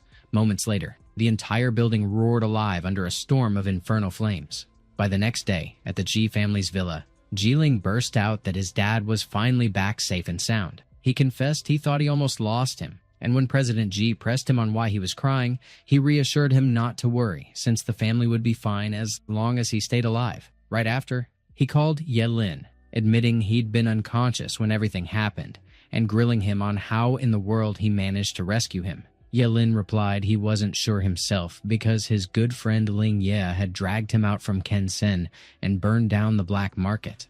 President Ji questioned where that mysterious powerhouse came from and muttered he'd never heard of him before. But Ye-Lin admitted he didn't know much either since they'd only known each other for a short while. President Ji eased off, saying if Ye-Lin didn't want to talk, he wouldn't push, because the priority now was that he and Jiling couldn't afford to slack on their exam. Ye-Lin agreed they'd get ready. Out of nowhere, Investigator Huang jumped in, cutting sharp that Ye-Lin wasn't going anywhere, introducing himself as an officer from the Investigation Bureau. He announced they suspected Ye-Lin of being tangled in a major murder case in the city and ordered him to come with them for questioning, flashing the arrest warrant. Ye-Lin cursed silently, floored that they'd shown up this fast, and decided it was too reckless to resist in the open, so he'd go along for now. Jiling demanded to know why they were arresting his boss, while Ye-Lin told President Ji to make sure to come pick him up, and President Ji assured him he'd hire the best lawyer to get him out. Meanwhile, Zhuge Qianxing stepped into Zhuge Ni's room. He shared that there was news about Lin Ye, the one she'd been searching for. She asked if they'd found him, and he suggested she change clothes first because Investigator Huang from the Investigation Bureau was waiting for her downstairs. Zhuge Qianxing exited, coughing under his breath. He muttered that he never expected Ye-Lin to handle Ken-sen single-handedly, and wondered when he'd ever ask him for a favor. Over at the Qing City Investigation Bureau, Ye-Lin sat restrained in the interrogation room. Suddenly, a man barged in. Ye-Lin fired off that he wouldn't say a word until the lawyer showed up. But the man warned him not to get cocky and pushed him to start talking, demanding to know where it was. Ye-Lin frowned and asked what he was even talking about. The man barked at him to quit playing dumb and hand over the key he took from Ken-sen, promising to spare him if he complied. Ye-Lin mulled bitterly over what the hell the guy meant and what key he was rambling about, grumbling inwardly that he was clueless. He shot back that the key wasn't with him and warned the man he'd gain nothing by laying a hand on him. The man snapped that the key was with him, but Ye-Lin countered he should take him outside first, and then he'd hand it over. He cursed under his breath, thinking the guy was acting like a complete gangster. He complained he should have been allowed to make a call, and the man retorted sharply that if he'd spoken up sooner, he wouldn't have ended up suffering this much. Ye-Lin swore to himself that sooner or later, he'd make him pay tenfold for this humiliation. 10 minutes later, Zhuge Qianxing arrived. The man instantly recognized him. Zhuge Qianxing cut in sharply, telling him to stop spewing nonsense and demanding if this was really what he wanted. The man snatched the key from him. Zhuge Qianxing stated he'd hand over the key and that this had nothing to do with him, and the man agreed smugly that he wouldn't cause him trouble. Ye-Lin reeled, wondering how Ken-sen's key ended up in Zhuge Qianxing's hands and if he'd stumbled into some conspiracy, though he still thanked Zhuge Qianxing for stepping in. Zhuge Qianxing remarked that he had his reasons, explaining that if the secret of his immortality leaked, every powerhouse in the world would hunt him down. Ye-Lin's mind raced over whether he truly knew his secret, what he should do about it, and if killing him was the only option. But instead, he played dumb and casually asked what this immortality was supposed to mean. Zhuge Qianxing pointed out that earlier there had been a flash of murderous intent in his gaze, and as he pressed him if it was aimed at him, he declared that it seemed he was right. He really was immortal. It appeared true that he was immortal, yet he felt so pathetically weak, and when Ye Lin asked what he wanted from him, Zhuge Qianxing suddenly asked if he was willing to become his disciple. Ye Lin blinked in surprise, and Zhuge Qianxing cleared his throat before revealing he didn't have much time left and wanted to take him in as a disciple while entrusting him with crucial tasks. Ye Lin pressed him about what kind of entrusting he meant. His gaze then fell on the key, and he questioned if he hadn't just handed it over. Zhuge Qianxing revealed that the man had received a fake, and this one was the true ancient heavenly key. Legend claimed that when the heavenly gate descended, it didn't just unleash monsters, but also scattered 7 ancient artifacts across the world. Those artifacts brimmed with unimaginable power, hidden in far-flung corners, and that ancient heavenly key was the very tool to unlock the gate. He asked Ye Lin if he'd become his disciple and help him complete this mission, and Ye Lin, knowing his secret was exposed, figured he had no choice but to agree, declaring Zhuge Qianxing as his master and senior, though admitting he wasn't sure he could pull it off. Zhuge Qianxing teased him for suddenly acting humble, and assured him that if he entered the Supreme Academy with his current strength, his future would be limitless. Before adding, there was one more thing he wanted to entrust to him, and Ye Lin asked what it was. Zhuge Qianxing requested Ye Lin to take good care of Zhuge Ni for him after he dies, his tone oddly casual for such a heavy matter. Ye Lin hesitated, stuck between confusion and discomfort. He replied firmly that he would definitely live a long life, almost as if forcing conviction into the words. Zhuge Qianxing remarked that Zhuge Ni actually had a lot to offer, but since both of them were still young, relationships could be cultivated slowly. There was no need to rush. And the more important thing right now was that they both score well on the final test. Ye Lin agreed that he was right, and added that they should leave that place for now. A few moments later, Ye Lin went to Zhuge Qianxing's house, carrying an awkward calmness. Zhuge Ni snapped that it was impossible, and demanded how her dad could possibly take in a coward like him as his disciple. Ye Lin suggested lightly that she should go ask him directly. She immediately called her dad and pressed him about what that guy was doing in their house, and Zhuge Qianxing teased her, wondering why his little princess came home so mad. He confirmed that Ye Lin wasn't lying. He indeed took him in as his disciple, but she shot back, asking if he was out of his mind and what he planned to teach when Ye Lin was a forbidden spellcaster who couldn't even live past 25. Though he told her not to speak so harshly, because Ye Lin was actually quite strong and was the Ling Ye she had been looking for. She demanded if he was really Ling Ye and scoffed that it was a joke. Ye Lin was not only a coward but also a liar, and even her dad got tricked by him. She declared that in that house there would be no her with him in it, so he should just wait, because she would definitely find the real Ling Ye and rip off that fake mask of his. Ye Lin quietly asked Zhuge Qianxing if he wanted him to protect her, but Zhuge Qianxing waved it off, saying he should forget it because in Qingcheng no one would dare touch her, and he shouldn't take her words too seriously since she wasn't bad at heart, just a bit arrogant. It was almost time for the final test, and Zhuge Qianxing mentioned that he had a gift for him, hinting that it might be useful. Ye Lin asked what it was with clear curiosity. Zhuge Qianxing revealed it was illusion skin, explaining that as long as he wore it, he could disguise himself completely as another person, from his voice to his presence, and Ye Lin responded enthusiastically that it was amazing and thanked his master for the help. The next day, Jiling called Ye Lin and remarked that he was finally there, admitting he thought he wouldn't show up. Ye Lin insisted there was no way he wouldn't come since he intended to fulfill his promise, and Jiling mentioned he heard from his father that Ye Lin took Zhuge Qianxing as his master. Even the Ken-sen incident was already resolved, to which Zhuge Ni cut in bitterly, saying her dad got tricked by that scoundrel. Jiling declared that although he used to like her, he wouldn't allow her to defame his boss without proof, and she shot back accusing Ye Lin of daring to impersonate Ling Ye, and promised that she would find Ling Ye in the final test and expose him in front of everyone. The bus suddenly arrived with a loud hiss of brakes. Principal Gao gathered all the students and announced that it takes 10 years to forge a single good sword, and that day marked the final test, so he hoped they would all score well and bring pride to Qingcheng Academy. Everyone cheered together, vowing that they would succeed. 30 minutes later, the buses rolled up to the towering Qingcheng city gate. One student blurted out that it was his first time seeing the gate. Another agreed, and someone else asked if the gate wasn't ridiculously tall. Meanwhile, Ye Lin called Jiling and reminded him that once they were outside, he should stick close as they would follow the plan, and Jiling responded with a simple "all right." The examiner announced that the gate was opening soon and that all candidates had to cross 10 kilometers of wilderness to reach the test zone, marking their first challenge. He warned that the first ones to step out would face aggressive demonic beasts head-on, and their survival would depend entirely on their own strength, before asking if they were ready. And everyone shouted that they were ready. The massive gate creaked open slowly, its weight groaning. The examiner declared that the test had officially begun. Jiling urged that they should move, while Jugani muttered sharply that she wouldn't lose to Yelin. On the other side, one of the principals casually suggested making guesses about how many students would make it into Daxia Academy that year, and another remarked that there had only been 5 last year, so he doubted there would be more this time. Principal Gao countered confidently that no matter the numbers, Qingcheng would at least have 2 students making it, but the other principal warned him not to get too cocky. Meanwhile, in the wilderness, one of the students gagged and asked what the smell was, complaining that it was disgusting, and another explained it was the stench of demonic beasts' corpses.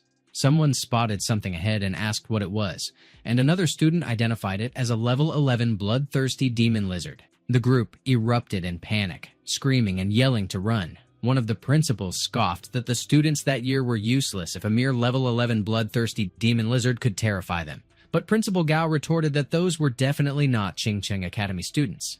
Suddenly, Yelin's voice cut through the chaos, telling the students to clear the way. He lunged forward and sliced off the lizard's limbs in a single blur of motion. His strike was fast and deadly precise. Principal Su commented sharply that it was a terrifying sword, and guessed it had to be at least a rare piece of equipment, while another principal questioned if he was the forbidden spellcaster Yi Lin, noting that with his level 16 power and rare equipment, taking down a level 11 bloodthirsty demon lizard was trivial, but still asked why he didn't just finish it.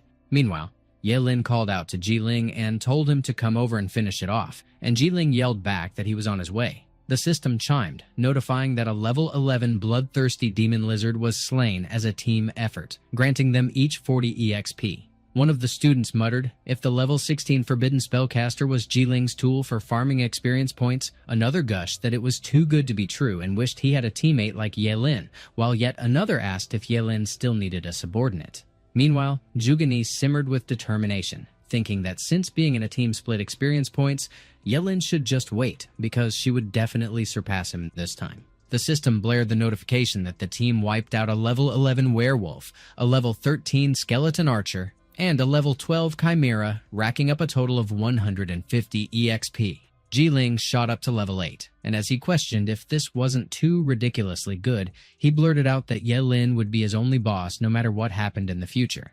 Yelin warned him not to celebrate too early since there weren't many demonic beasts left around, meaning they'd have to push deeper. Jiling pressed if he was right that heading any further would put them up against level 20 to 30 monsters, and Yelin brushed it off, claiming he could handle level 20 beasts easily, and that if a level 30 showed up, they'd just bolt. Meanwhile, the principals kept observing the students from the city walls. Principal Gao complained that Yelin was acting too rash, and as he demanded how Yelin could drag Jiling into such deep territory, he snapped that Yelin's level already secured him a spot in Daxia Academy, so what was he even trying to pull? Principal Su countered calmly that there was no need to worry, since examiners had already secured the area so nothing could possibly go wrong. Back in the wilderness, birds scattered into the air as their territory got rattled. Yelin charged deeper without hesitation, and Jiling tailed him closely. The demonic beasts roared the moment they spotted them. Yelin warned those were level 20 beasts, so Jiling better be careful if he didn't want to die. And Jiling scoffed that he treasured his life plenty. Yelin then sprang into the air. He grimaced internally, knowing the lifespan sword skill drained him too hard, so there was no way he could keep it up for long. Instead, he unleashed his forbidden spell, World-Ending Thunder. Jiling winced and muttered that it was way too brutal, since the level 20 beasts got shredded instantly, and he asked Yelin if he always killed them like that. Yelin shrugged it off, claiming this wasn't even the brutal part yet, and out of nowhere, an examiner blocked their path. He declared they couldn't leave the test area without permission, since things got dangerous beyond that. Yelin pushed if that meant they couldn't go deeper, and Jiling guessed they were probably about to leave the test zone, so Yelin just accepted it. Suddenly, Yelin stiffened. He warned the examiner to watch his back, but the examiner only clicked his tongue. The man accused him of trying to trick him into looking away so he could dash out of the zone, bragging that he'd been an examiner for 20 years and wouldn't fall for such a cheap move. But Ye-Lin snapped that no, he really should turn around. Behind him, a level 33 goblin hero was already swinging its weapon. The examiner blurted that it was a goblin hero, and Ji-Ling shouted that they should run since it was level 33. The examiner barely dodged the goblin's crushing strike. Ye-Lin cursed him as a dumb donkey, then called Ji-Ling over and barked that he should run while he distracted the thing. But Ji-Ling refused outright, insisting they were escaping together. Ye-Lin snapped that when he told him to run, he'd better run and shut up already. He grimly figured killing the goblin hero would be tough without exposing his full strength. He activated his forbidden spell, Sudden Dance.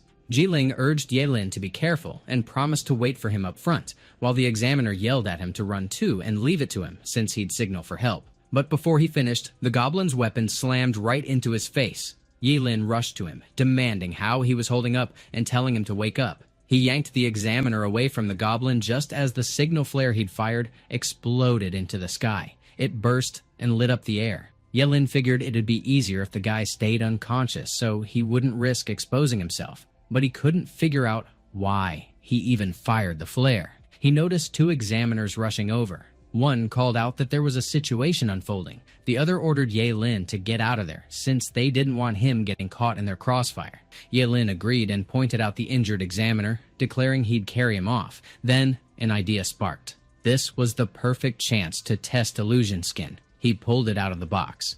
He chuckled, saying it wasn't bad, and was actually pretty interesting. Meanwhile, one of the arriving examiners urged the other to kill the goblin quickly, so they didn't disrupt the final test, and the other agreed. Suddenly, Ye-Lin, now in disguise, barked that the filthy beast dared to disrupt the final test. He claimed he was there to back up his two colleagues. They should just watch him take that thing down. He invoked his forbidden spell, Eternal Arrow. The goblin's head blasted clean off. The system pinged again, announcing the team's kill of the level 33 goblin hero, awarding 220 EXP and the Talisman of Symbiosis.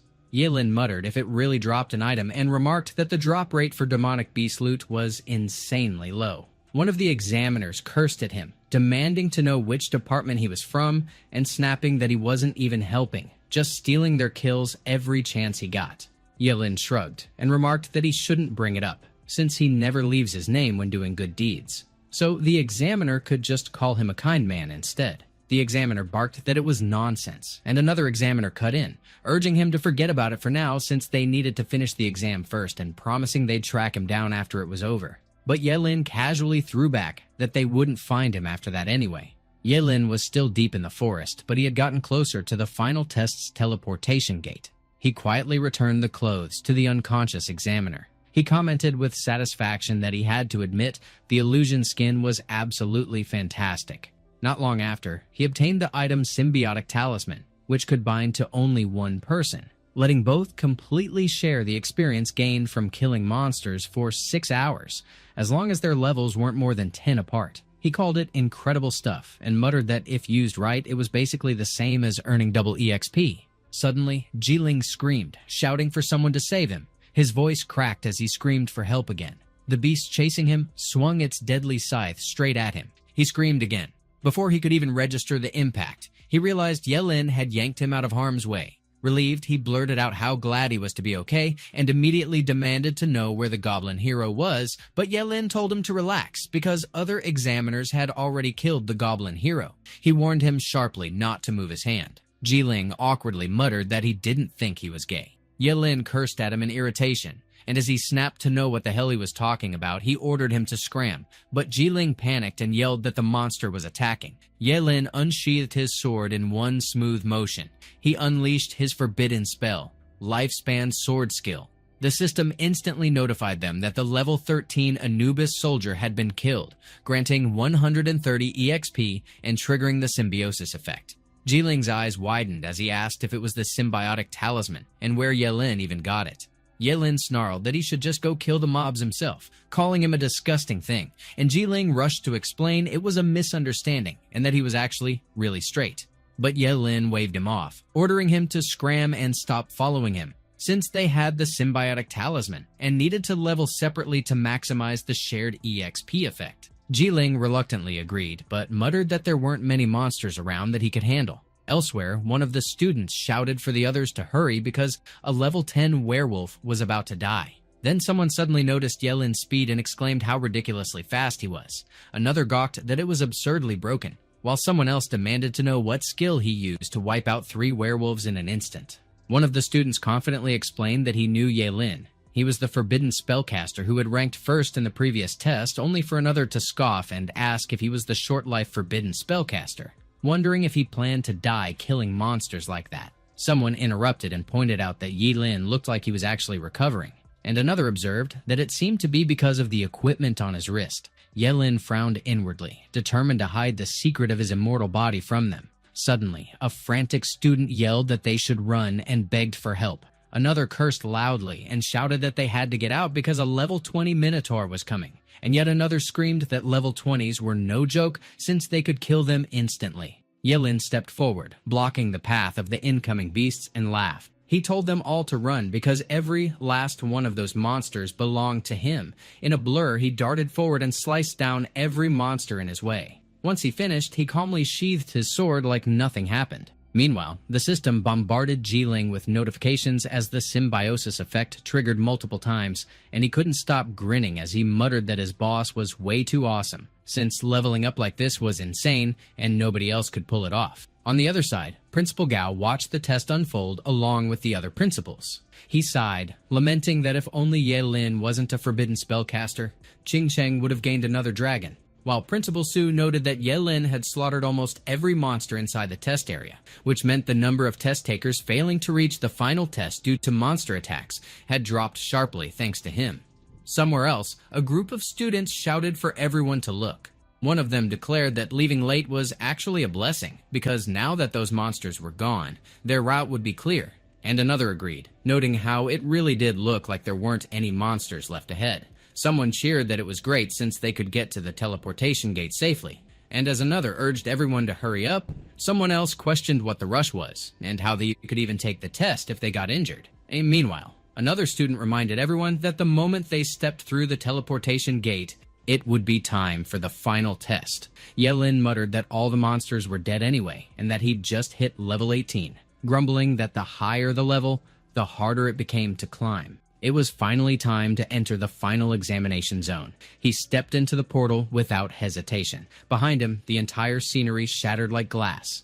He then glanced around and muttered, if this was really the final examination zone. Yelin grumbled that there were way too many people around, and Jiling called him anyway. He bragged that he was really his true boss and totally amazing, but Yelin cut him off, snapping that it was enough and he should just let him go since there were too many people crowding the place. Jiling pressed if he could even believe that he'd already hit level 15, but Yelin shoved him off verbally and told him to stay away. Meanwhile, Chugani cursed under her breath, frustrated that after all that brutal grinding, she'd only managed to gain 2 levels. But she brushed it off, figuring it didn't matter much, since the final test could be crushed with her skills and attributes anyway. Then, the examiners suddenly descended onto their designated platforms. They ordered everyone to stay silent. Lin Yuan greeted the test takers with calm authority, welcoming them to the final test and introducing himself as the chief examiner. He explained that the forest outside the city was nothing more than the entrance to the final test. Only those who had survived the journey and made it this far were qualified to even take it. He laid out the structure. The test had 2 parts: the comprehensive assessment and the ring battle. The comprehensive assessment contained 10 stages, each worth up to 10 marks, and only those who scored at least 85 in total would qualify for the ring battle. Winning a ring battle granted 10 marks, and the highest possible score was 150, which determined the top scorer of the year's final test. Special items were strictly forbidden inside. Anyone caught using them would be disqualified on the spot. With that, the rules of the final test were declared. The comprehensive assessment began, and he instructed the students to line up in groups of 10 and enter the assessment rooms. Yelin felt the weight of the moment crash over him. The final test that would decide his fate had finally begun. It was all on him now to carve out his own future.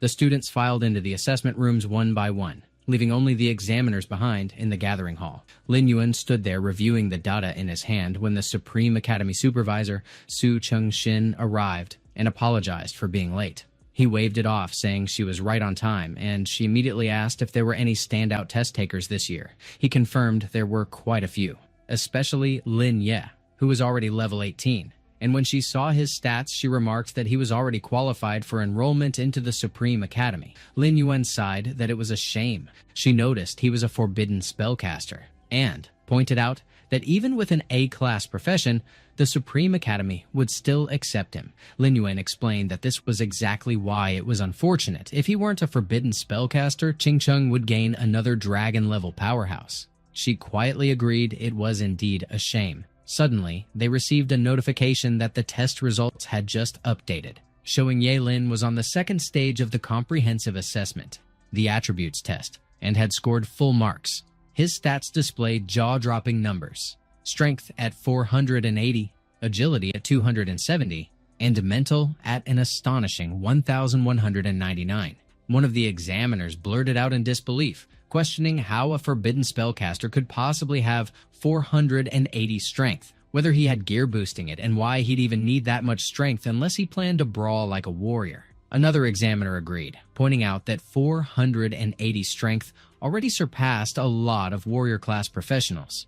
Lin Yuan told them to wait and see what happened at the third stage, since that part required him to actually unleash his attacks. Inside the assessment room, the examiner announced that the third stage was the attack assessment, and instructed test takers to unleash their strongest attack skill. Ye Lin hesitated, mulling over whether to really use his most powerful move and realizing that if he unleashed Godly Chaos Thunder, he'd completely expose himself. He decided to go with a smaller Thunder Strike instead. He sacrificed his tonsil without hesitation. Then, he unleashed his forbidden spell, World-Destroying Thunder. The force of the spell obliterated the dummy, leaving nothing but ashes behind. The examiner remarked that the dummy was supposed to withstand only attacks under level 25, and now it was completely destroyed. One of the examiners blurted that he was just level 18 and the dummy blew apart from a single strike, while another countered that what he used was a forbidden spell, and pressed if everyone had forgotten how absurdly strong those were. Lin Yuan pointed out that the kid was casually throwing forbidden spells in the final test. Moments later, the system notified them that the test taker Ye Lin's comprehensive assessment, Stage 4 Agility Assessment, was full marks. Stage 5, the Explosive Power Assessment, also came back full marks. Stage 6, Sustained Damage Output Assessment. Stage 7, Escapability Assessment.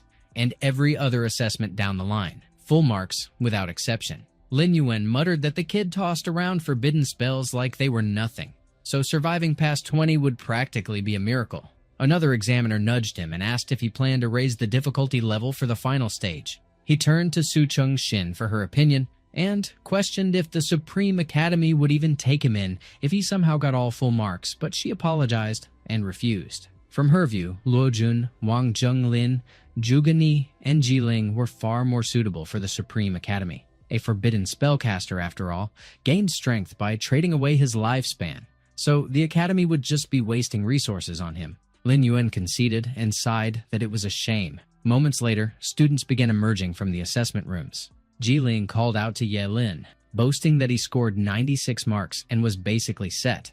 But Ye Lin pressed him on why he didn't get full marks, and Jiling muttered that he'd rather not talk about it since his deductions came from the actual combat assessment. One of the students moaned about only getting 55 marks and wondered what he should do, while another said he scored 85 marks, enough to secure a good university. Lin Yuan then announced the rankings. Ye Lin first with 100 marks, Zhuge Ni second also with 100 marks, Luo Jun third with 98 marks, Jiling fourth with 96 marks, and Wang Zhenglin fifth with 95 marks. He instructed test takers below 85 marks to leave under examiner guidance, and added that those with 85 and above could also leave if they wished, but walking out meant forfeiting the match. Zhuge Ni suddenly voiced objections, demanding why she was in second place when both she and Ye Lin had full marks. She spat that there was no reason she should rank beneath that disgusting Ye Lin. One student agreed, arguing they both should share first place. Another complained that if their marks matched, why the male ranked higher, throwing in bitter words about the world despising women. Another muttered about unfair treatment and female discrimination. Lin Yuan cut them off sharply, ordering them to shut it and look at the big screen. The students whispered that it was expected from Zhuge Tianxing's daughter. Like father, like daughter. Her skills and adaptability were undeniably top tier. But Yelin wasn't ordinary either. He'd killed a level 25 demonic flame wolf using just one skill. He dropped the beast in under a second. Realization hit them all at once, and they finally understood why Zhuge Ni was placed second, despite also having full marks. Silence fell across the room, thick and heavy. Lin Yuan's gaze swept over the crowd, and he pressed if anyone else had objections to the final test result. Lin Yuan remarked casually that since nobody raised any objections, the test takers who scored above 85 could kick back for half an hour and get themselves ready for the tournament. Meanwhile, Principal Gao pressed with a half smile if the top scorer was Ye Lin and the runner-up was Zhuge Ni, then turned to Principal Su with the sharp note that Qingcheng Academy was about to shake up the world, and Principal Su admitted it was true. Both perfect scores came from Qingcheng Academy, so he felt like he was riding a lucky streak that year. Principal Gao added bluntly that on top of that, the fourth spot, Ji Ling, also belonged to Qingcheng Academy. Principal Su countered with a measured tone that he shouldn't let the excitement run ahead too soon because the tournament waiting for them was the real spotlight. And when Principal Gao pressed if he believed Luo Jun could handle a level 18 forbidden spellcaster, he answered that Gao shouldn't be so confident since anything could happen. Half an hour later, Ye Lin and Zhuge Ni ran into each other. She scoffed sharply and threw at him that she wasn't going to lose to him once the tournament started. He wondered irritably what had gotten into her right then, when the examiner announced that the tournament was about to begin. The examiner explained in a steady voice that the rules were straightforward. The matches would follow a lottery format, each win worth 10 marks and a ticket to the next round. So the lottery would now begin. There were 104 test takers, and pairs were set, so the serial numbers adding up to 104 would face off. Ye Lin held number 18, which meant he was clashing with number 86, B.I.B.B. Ji Ling nudged him to look carefully, pointing out that since he was number 18 and Ji Ling was 24, it was clear he was lined up against number 86, to which he agreed with a nod and said it looked like his next opponent was already settled. He stepped out toward the arena, and Ji Ling urged him with a grin to give it everything he had. The examiner requested both competitors to announce their profession and level, and the moment she declared the battle begun, Ye Lin remarked coolly that it would be wiser if his fellow classmates surrendered right away. But B.I.B.B. snapped back that she wouldn't give in, and even if he was strong, he had no right to underestimate her. He acknowledged her courage with a faint grin, pointing out that anyone who managed at least 85 marks wasn't someone ordinary. He then unleashed his skill with decisive force. A dark cloud rolled in heavy and grim, and it unleashed a raging thunderstorm with reckless fury. A shimmering blue dragon burst forth from the storm and lunged toward him with majestic force. The students who had been watching stiffened in panic, their nerves locking their bodies in place. Bolts of lightning crackled wildly from Ye Lin's hand, fierce and unrestrained. His entire frame glowed as electricity surged through him, the dragon merging into his body with raw intensity. The examiner reminded him in a clipped tone that killing inside the tournament was forbidden, or he'd be tossed out of the final test altogether. He admitted bluntly that he had no desire to kill her, but needed her to yield. B.I.B.B. whimpered that it was far too terrifying, and broke into sobs. One student grumbled that he was nothing short of an animal to make such a beautiful girl cry, while another chimed in that he always assumed fear-stricken crying was just some overblown adjective, only to discover it worked more like a preposition. Ye Lin urged his classmate flatly that she should just surrender. The examiner declared test taker number 18, Ye Lin, the victor of the first round, granting him 10 marks. He remarked that it was a pity, so he would move on to observe the other arenas. In one match, Zhuge Ni boasted that her opponent didn't stand a chance against her.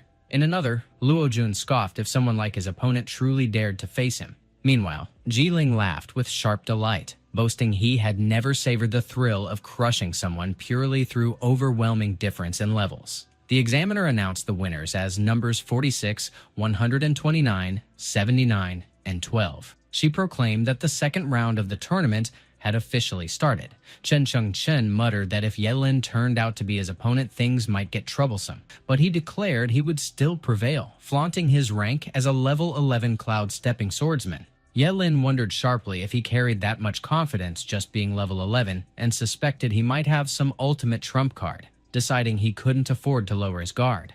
But Chen Sheng-chen abruptly conceded defeat. He quickly slid his swords back into their sheath, leaving Ye-Lin baffled.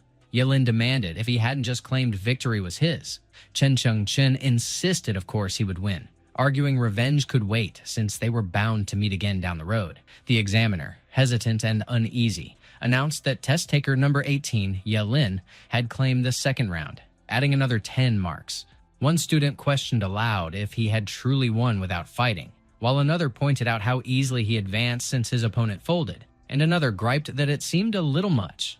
Yet another cut in, saying it was perfectly reasonable. Who in their right mind would gamble their life against a short-lived forbidden spellcaster? When the third round arrived, an examinee cursed bitterly and groaned at his rotten luck. He snapped that drawing that monster was unbearable, and calling over to the examiner, he surrendered on the spot, forcing the examiner to declare test taker number 18, Ye-Lin, the winner of the third round, with another 10 marks stacked on. Ye-Lin muttered with dry disbelief that he hadn't even moved a finger, and his opponent had already surrendered. One of the students piped up, tossing out the question of how the guy pulled off 3 straight wins with just one forbidden skill, and if that meant the last test was a total cakewalk. Another let out a tired breath and jabbed at him, asking if he actually believed the guy could get perfect marks without lifting a finger. Then another cut in, saying they ought to check out the rest of the test takers. Meanwhile, Wang Zhengguang was darting across the arena with sharp, fluid movements. He locked into a clash with Luo Jun. Wang Zhengguang held the rank of level 13 Iris Sword, while Luo Jun stood at level 14 Dragon Shadow Spear. Wang Zhengguang remarked that Luo Jun looked about ready to tumble into the loser bracket. Luo Jun fired back that he wasn't nearly weak enough to sink that low. One of the students muttered how terrifying it all was, then pressed if this was really what it looked like when two powerhouses collided. Another blurted that he couldn't even track Wang Zhengguang's figure, and if he had been up there, he'd already be crushed in seconds. Another confessed it was downright frightening, and even though he had gone through a job change himself, he could feel plain as day they were playing in an entirely different league. At the same time, Lin Yuan and Su Chengxin were glued to the screen, following every beat of the duel. He casually asked her who she figured would come out on top, and she instantly pointed at Luo Jun. Back in the ring, Luo Jun unleashed his Shadow Cloud Pierce. Wang Zhengguang was smashed down hard into the floor as his attempt to block shattered, his sword snapping apart and his blood staining the ground. Elsewhere, the examiner casually announced that test taker Ye-Lin had skipped the 5th round, complaining out loud that it was dull since he'd been skipped over again. But suddenly, his gaze sharpened as something caught his attention. He perked up, pointing out that Jiling had been matched against Zhuge Ni that round, and that promised to get interesting. Zhuge Ni frowned and demanded to know what Ye-Lin had handed Jiling to make him follow orders. He replied firmly that Ye-Lin was his boss, and when she finally learned who that boss truly was, she'd end up regretting it. She scoffed, called him stubborn, and then activated her Phoenix Flame explosion. A barrage of fireballs came screaming down at him. He quickly noted how her fire elemental spells seemed like instant casts. He hurled himself off the floor, narrowly avoiding the blaze. He reasoned that as a close-range fighter facing her long-range assault, he couldn't afford to take a single hit. She smirked and told him to show her how many dodges he had left in him. Suddenly, fire roared up from the blast zone beneath him. Alarm jolted through him as he caught sight of it. He barked that since dodging was impossible, he would strike straight through. He pulled out his sword skill. Slash. The raging flames dissolved into harmless smoke. He declared that he would fight her head-on. She sneered and snapped that he was a fool. She ordered him to quit now before he burned out. She then flung out another red flame surge. He fired back that underestimating him carried a price. She retorted that he was nothing but arrogant. Watching from afar, Ye-Lin remarked flatly that Jiling clearly wasn't any match for that loudmouthed woman. At the same time, Su Chengxin muttered that Jiling was bound to lose, while Lin Yuan shot her a look, calling the kid insane and warning the examiners to be ready to dive in and pull him out. On the stage, Jiling's entire frame was consumed by flames. Zhuge Ni staggered in surprise at his reckless stunt. She snapped at him, demanding if he had lost his mind. He shot back that it was a warning meant for her. He growled that while she could provoke him, his boss was off limits. For the first time, unease crept into her. Ye-Lin sprinted toward Jiling's side, shouting his name with urgency. One of the examiners barked for the medics to rush in. Yelin pressed Jiling to hang on, saying he would guard his heart with the yin-yang bangle. Jugani stammered that she hadn't meant it, insisting she never guessed he'd go that far, and Yelin gently told her he understood it wasn't her fault.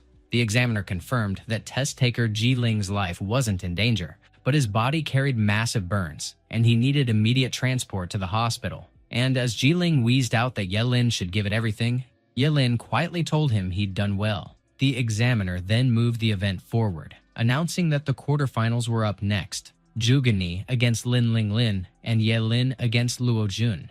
This year's final top scorer would emerge from those four. A principal leaned toward Principal Su, asking if he believed Luo Jun would win, and Principal Su confidently replied yes, since Luo Jun was a prodigy from Yukai Academy and he had absolute faith in him. Another principal added that it looked like Yukai Academy was about to claim another top scorer that year, but Principal Gao cut in, shaking his head and declaring that he didn't think so, because Luo Jun's opponent was a level 18 forbidden spellcaster, and he pressed how Luo Jun could possibly topple that. Principal Su fired back that it didn't matter, even if he was a forbidden spellcaster, since this was just a tournament, and scoffed if anyone really thought he'd spam forbidden spells non-stop without regard for his life. He added that even if 2 of the 4 finalists came from Qingcheng Academy, it was foolish to get cocky because he doubted Yelin could endure a single proper spell.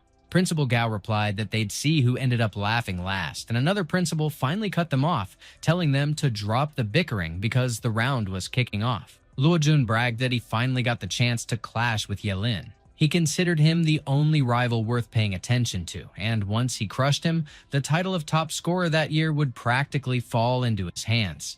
Yelin coolly pressed him if that was truly what he believed. The examiner declared the match open, and Luo Jun barked that Yelin should kneel and beg if he valued his life. Yelin calculated that he wouldn't unleash any forbidden spells in this arena, daring him instead to measure how many strikes he could endure from his lifespan sword skill. Luo Jun sneered if it was even a sword technique and scoffed at the idea of a forbidden spellcaster excelling at close combat, while Yelin fired back, pressing if he had really never encountered one. He unleashed the lifespan sword skill with a fierce slash. He declared that he would let him witness the might of a forbidden spellcaster's swordplay. Luo Jun groaned as the furious blows forced him backward, his guard nearly breaking. One student blurted out if all forbidden spellcasters fought like that, and another countered with confusion, pointing out that if he wasn't relying on spells, why clash head-on with Luo Jun? What kind of nonsense was this? And a third chimed in, saying he expected forbidden spells raining everywhere, but instead they were watching this strange spectacle. Then suddenly, one of them exclaimed that Yelin's sword strikes looked wrong, and another questioned if this could actually be a forbidden spell, while another affirmed that it was indeed the lifespan sword skill, a deadly art that consumed one's lifespan, so that every cut grew sharper and heavier than the last. Meanwhile, Principal Su frowned, counting the swings and wondering aloud if throwing away life for victory in a single match was worth it, while Principal Gao noted that Luo Jun seemed to be faltering, but warned him not to celebrate too quickly. Back in the duel, Yelin pressed if he still refused to surrender, and Luo Jun cursed inwardly that at this rate he would be defeated. He snarled that Yelin had forced him to resort to this. He then invoked Heavy Shadow Strike with grim resolve. Yelin sensed immediately that something wasn't right, and Luo Jun taunted if he thought only he could wield forbidden spells. Yelin spotted the sinister dark talisman Luo Jun ignited. His gut clenched as he realized it was a forbidden spell talisman. Luo Jun roared his forbidden spell, Shadow Dragon Meteor, and promised Yelin's death. Yelin flinched hard, bracing his sword against the devastating spear of energy. The impact smashed down with crushing force. His sword slipped from his grasp, jamming against the strike. Blood splattered as he dropped to his knees, clutching the weapon skewering his chest. He groaned through the agony while staring at the spear lodged in his heart. Luo Jun sneered that he wouldn't last much longer and might as well just die already. One of the students casually piped up, wondering if Luo Jun actually managed to win. Another jumped in, poking at the rumor that he had used a forbidden spell talisman. And as a third cut in with the blunt remark that such a talisman wrecks the user's body. He pressed if Luo Jun was basically asking to die as well. One of the examiners remarked that Yukai Academy's principal really let Luo Jun burn a forbidden spell talisman just to grab the top scorer spot. And the other examiner countered that only winning meant securing a future, though he admitted it was a pity that examiner Yelin's life had been dragged into danger. He quickly barked at the medics, On the other side, Principal Gao snapped that Principal Su was a bastard for actually allowing his student to burn forbidden spell talismans just to scrape a victory. And when he pressed if he even had a conscience left, Principal Su retorted that Luo Jun himself had agreed, then demanded if Gao really couldn't accept a loss as a loss. Principal Gao flung back that he was shameless, so Su dismissed him with a shrug, tossing out that no matter what he spat out, that year's top scorer still belonged to Yukai Academy. Meanwhile, Jugeni admitted with unease that she hadn't expected Luo Jun to actually use a forbidden spell talisman to win, and she trembled with the thought that even she might not have dodged such a strike. She wondered bitterly if Yelin had just died like that. Why, she felt a dull sadness and muttered that if he had just listened to her warning, he wouldn't have wound up like this. But Zhuge Qianxing coolly told her not to be so anxious, since the match wasn't finished yet. Back on the stage, Luo Jun jeered that it didn't matter if Yelin was already level 18 since he was still losing. But Yelin suddenly pressed back with a quiet challenge, demanding who told him he had lost. Luo Jun froze mid-breath. He spat that Yelin couldn't possibly still be alive with his heart pierced, and Yelin coolly retorted that it had simply been too long since anyone had seen a forbidden spellcaster. So people had forgotten how terrifying that class was. He declared that no one could kill a forbidden spellcaster, as they could only die by their own spell, and then unleashed his forbidden spell, Undying. One of the students gasped if he was still alive. Another blurted if forbidden spellcasters were really that terrifying, and another stammered if he was straight up immortal, standing there with his heart punctured and still breathing. One of the examiners barked if Undying wasn't supposed to be a long-lost forbidden spell, and if Yelin had actually mastered it, while the other examiner muttered that even if he wasn't a forbidden spellcaster, he clearly had terrifying potential, since he was trading lifespan for immunity to fatal strikes while stacking healing equipment, and he stayed too damn calm. Back at the clash, Yelin grimly declared that it was already his turn. He then launched his forbidden spell, World-Destroying Thunder. A lightning bolt screamed down straight at Luo Jun. Luo Jun shouted in disbelief that it was impossible, then groaned in raw pain as the strike tore through him. One of the students cursed aloud while another stammered that it was just too terrifying. One of the examiners snapped out, declaring that Yelin had won, and called again and again for the medics. Yelin then caught the principals watching him. One of them remarked that the board had already been set.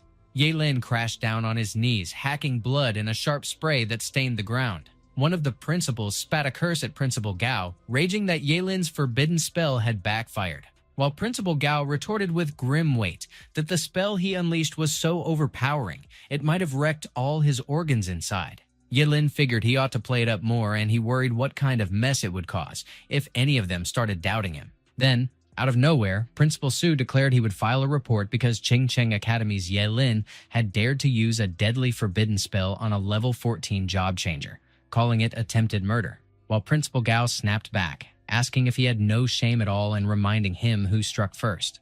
One principal backed the jab, another barked that Yukai Academy had crossed the line, but Principal Su bristled that this fight wasn't ending here, and warned Principal Gao to just wait, since he would take it straight to the Ministry of Education. Yelin groaned inside that the final exam was more irritating than it was worth, more exhausting than cutting down Ken Sen. Something nastier was already waiting around the corner. Jugeni remarked that if he wanted to rest, she wouldn't mind holding off until he recovered, since she refused to take advantage of him. He brushed it off with a flat tone that it wasn't necessary. Half an hour ticked by before the clash finally loomed. The examiner lifted his voice, announcing that the long-awaited final round was here, the duel that would crown the top scorer of the year's exam, and he declared the match officially open. Jugeni recalled the chaos with Luo Jun earlier and figured the proof was clear. Forbidden spells were brutal beyond measure, and one strike landing would end her, so she couldn't allow it. Meanwhile, Yelin mulled over how he needed to cook up a forbidden spell that wouldn't really wound her, because if she ended up badly hurt, Zhuge Qianxing would crush him without hesitation, and the headache of that thought grated him. She flared with determination, vowing that no matter how strong Yelin stood, she had to win. And then she unleashed her explosive phoenix flame. He bolted back, sprinting to keep clear of the surging fire. He figured that if nothing else worked, he would simply drag it out until her mana dried up, so he pulled out his forbidden spell, Sudden Dance. From the crowd, one student pressed why Yelin only kept dodging, and why he didn't just finish it with the thunder spell he had nailed Luo Jun with. Another chimed in that maybe the spell drained too much and he couldn't use it again so soon. Another speculated that he must be going soft on Zhuge. And yet another swore he heard rumors that Ye Lin had already been accepted as Zhuge Qianxing's disciple, so he was throwing the match. On the stage, Zhuge demanded to know what he was pulling, if dodging endlessly was all he had, and if he was mocking her. He slid past her flames without breaking a sweat. He countered with a sharp quip, asking if there was any rule banning dodging. She snapped that this was it, and he would see if he could dodge the next strike. She hurled her red flame surge. He cursed in his head that this dumb woman was such a hassle, so he'd have to give her a lesson. He kicked up his pace. He sprang forward, a sudden blur. She registered the burst of speed with startled alarm. He smacked her head with the blunt edge of his blade, making her jolt back and cry out in pain. He declared flatly that she had lost, but she flared with fury, hurling back that he dared humiliate her and that she would kill him for it. She hissed that she refused to lose to someone as vile as him. He muttered inwardly that the arrogant woman was too full of herself. She sneered that if dodging was his greatest trick, then let's see him dodge this one. Ye Lin stiffened, a ripple of alarm running through him. Principal Gao and Zhuge Qianxing stiffened as well, their eyes narrowing. One student muttered in awe about what kind of skill this was, while another noted the crushing pressure rolling off it. On the battlefield, Zhuge erupted her fire tornado. Ye Lin darted and twisted, but the roaring flames chased after him, and he barked if this damn thing was a homing skill. Zhuge dropped back down to the ground. She panted hard, glaring as she bit out that he was too annoying, and he should just admit defeat already. He shot back coolly if she was talking to herself. He pivoted and surged straight at her. He explained that using a homing skill against a fast opponent was no different from suicide. It was such an obvious truth, and he jabbed if she had never learned it in class. He told her to quit now and end the skill. She flared hotter, snarling that it would only happen in his dreams. She swore she would not lose even if it meant dragging both of them down together. Zhuge Qianxing shouted that she mustn't do something so reckless. Lin Yuan urged the others to get ready fast to pull them out. Ye Lin and Zhuge stood rooted in place as the fire tornadoes came tearing their way. He remarked with a sharp edge that she was nothing but a crazy woman. He clamped down on her arm and didn't let go. He instantly triggered his skill with reckless resolve and burned through a sacrifice. He unleashed his forbidden spell, Wailing Wall. It drew from his lifespan to summon something straight out of Hell's Pit, forming a barricade that absorbed attacks, and unless the attacker towered 20 levels higher than the caster, the assault would vanish into nothing. The carved figure etched on the wall spread open its gaping mouth. It swallowed every last fire tornado whole. One of the students blurted out in awe about what that forbidden spell could be, and as another named it the Wailing Wall. He pressed if an examinee could really pull off such a terrifying spell. Ye Lin remarked that it was lucky he managed to unlock that forbidden spell, otherwise he would have been out of options. Zhuge admitted that he had actually saved her, and he jabbed back that she should stop spacing out and turn around because her hair was a total mess. She felt her chest pounding out of control and caught herself thinking maybe he wasn't as revolting as she always believed. One of the students piped up, wondering aloud why it suddenly felt like something was brewing between them, tossing out that he was curious about their relationship. Another teased that it looked like an arrogant princess crossing paths with a strong yet gentle knight. And another muttered that Ye Lin had been sidestepping her because he feared wounding her. Out of nowhere, Ye Lin declared that Zhuge should hurry and get down there, because he was the top scorer. She toppled face first onto the ground in front of everyone. Every single person froze in shock. Even the principals were rattled by the sight. Zhuge Qianxing simply clicked his tongue. Zhuge snapped at Ye Lin, saying she wasn't finished with him, and he'd better wait. The examiner announced that examinee Ye Lin had seized the final round of the ring tournament and earned 10 marks, raising him to 150 marks, crowning him the top scorer of that year's Qing City Finals. One of the students shouted that he did great, while the others roared for him as the top scorer, and he exhaled that it was finally over. Another student asked him which academy he wanted as the year's top scorer. He declared his choice, the Supreme Academy. Everyone burst out cheering at the mention of the Supreme Academy. But Su Chengxin cut through the noise with an apology to Ye Lin, saying he couldn't step into the Supreme Academy. He pressed her for the reason. She answered that it was because he was a forbidden spellcaster, and ever since Job Changers appeared, the longest-lived forbidden spellcaster never made it past 24, leaving him without any training value.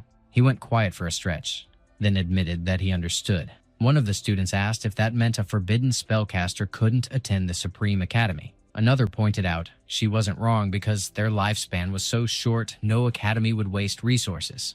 And another lamented that it was tragic since he was the top scorer. Then Zhuge Changxing suddenly interrupted and urged them to wait. He claimed that regarding the issue Su Chengxin worried about, he might already have found a workaround. She demanded what he was hinting at. He explained that Ye Lin was his disciple, and he had discovered a new method that could sharply cut down the damage a forbidden spellcaster endured when casting. And if she doubted him, they could test Ye Lin's body. Lin Yuan and Principal Gao pressed him if it was true. Su Chengxin shot back that Zhuge Qianxing might excel in astrology, but now he was pretending to be versed in job changers. She asked if he matched the professors of the Supreme Academy, what would happen if Ye Lin still didn't live past 25, and whether he would foot the bill for their wasted resources. He countered that she shouldn't destroy a genius's future because of their personal ties, but she fired back that her actions weren't based on feelings. She was dead serious, and the Supreme Academy would not admit a forbidden spellcaster. One of the students whispered about rumors linking Zhuge Qianxing and Su Chengxin. Another muttered that she was being cruel and questioned why she couldn't just run a check on Ye Lin's body, while another shrugged that nothing could be done since she was from the Supreme Academy, which had a reputation for being untamed. Ye Lin told his master to let it go, saying it didn't matter if he couldn't enter the Supreme Academy. No bitterness attached since it was just an academy, but Zhuge Qianxing snapped that he had to listen to him. Then Yun Guanlu cut in, calling him arrogant and scoffing at his dismissal of the academy. Zhuge Qianxing barked for Ye Lin to be careful. Ye Lin blocked the strike with his arm, but the force still knocked him backward. He demanded to know who launched it. Yun Guanlu mocked that he was just a forbidden spellcaster doomed to fade like dust, daring to talk big in such a place. He reminded him that the one who bested him was first-year Yun Guanlu from the Supreme Academy. Su Chengxin warned that if he laid hands on anyone again, she'd make him crawl back and write a letter of apology. But he claimed he hadn't meant any harm, only tried to greet him, and who would have guessed he was that fragile? Lin Yuan leaned in to check how Ye Lin was doing, while Principal Gao asked if he carried any injuries, and he brushed it off, saying he was fine. Ye Lin declared with a steady fire that he would remember every detail of what went down that day. Yun Guanlu pressed with a mocking tilt if he was still not convinced, tossing out that he was welcome to come knocking with a challenge whenever he felt bold enough. Ye Lin countered with a sharp edge, claiming there were too many eyes watching back then, so he let him off that time. But his revenge was a promise etched in stone. Yun Guanlu burst out laughing, tossing scorn like scraps, calling him trash, taunting if he really believed he mattered just because he got a few words, swearing he would never touch him in that lifetime. Ye Lin announced that 1 year from then he would come for him in a battle of life and death, hammering in the question of whether he dared to take it. One of the students blurted if it was really a death match and cursed in disbelief, while another exclaimed that he had actually laid down a life and death challenge. Zhuge Qianxing, on the side, urged Ye Lin not to act recklessly, but Ye Lin still pressed Yun Guanlu if he dared to stand on it. Yun Guanlu shot back if it was truly a death match 1 year from then, and sneered in agreement, while Ye Lin locked it down with a cold deal. He mused that the Supreme Academy might be worth his attention after all, just so he could grind every one of them into shattered pieces. Principal Gao praised that Ye Lin did brilliantly, saying Qingcheng Academy finally had its top score, and the students erupted in cheers for their champion. Later, when they returned home, Ye Lin checked in with Zhuge Qianxing about Zhuge Ni's condition, and Zhuge Ni admitted she was fine, only weighed down by the sting of losing to him. But she would bounce back soon, and he nodded that was good to hear. He then pressed that Qianxing should come clean about his connection with Su Chengxin, and Zhuge Qianxing admitted with no hesitation that he knew the question was coming, and it was no secret anyway. Su Chengxin was his first love. Just then, Zhuge Ni came down the stairs. She directly pressed him if Su Chengxin was really his first love. Ye Lin blinked, caught off guard. He blurted that it couldn't be, since the two of them looked more like bitter enemies than lovers. Zhuge Qianxing exhaled heavily and admitted it was a long story, explaining that back when he was just a green student entering the academy, he had fallen for Su Chengxin, enjoying a brief honeymoon phase. But the relationship crumbled under clashing personalities, until 5 years later she suddenly resurfaced, saying she couldn't forget him and wanted to reconcile. Ye Lin probed if they actually reconciled, but Zhuge Qianxing shot back with a rhetorical bite. How could that ever happen when he already had Jugeni stood stunned at his words? Yelin then remarked that it was a shame. Zhuge Qianxing urged her to forget the whole matter, confessing only that he never expected it would tangle up their futures. And he added that with her strength and talent, she would have no trouble stepping into the Supreme Academy, so she should shake it off and give it her all, to which she agreed with a quiet nod. He turned to Yelin and said that his next solid choice was Daxia Academy, and Yelin replied it was no issue since he actually considered Daxia Academy quite decent.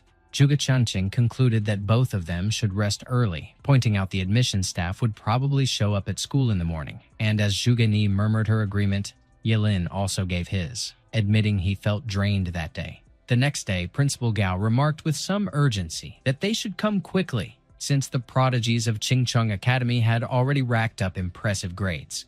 He motioned for Yelin and Zhuge Ni to approach and introduced himself as the City Lord of Qingcheng, while pointing out that she was Su Chengxin from the Supreme Academy. Zhuge Ni responded politely with a bright morning greeting, directed at both the City Lord and Su Chengxin. Su Chengxin declared with an air of formality that she, representing the Supreme Academy, was extending an official invitation for Zhuge Ni to join their ranks, and Zhuge Ni expressed her gratitude with visible relief. She brimmed with excitement, convinced she had secured a spot in the Supreme Academy. She also quietly savored the sense that she had finally triumphed over Yelin.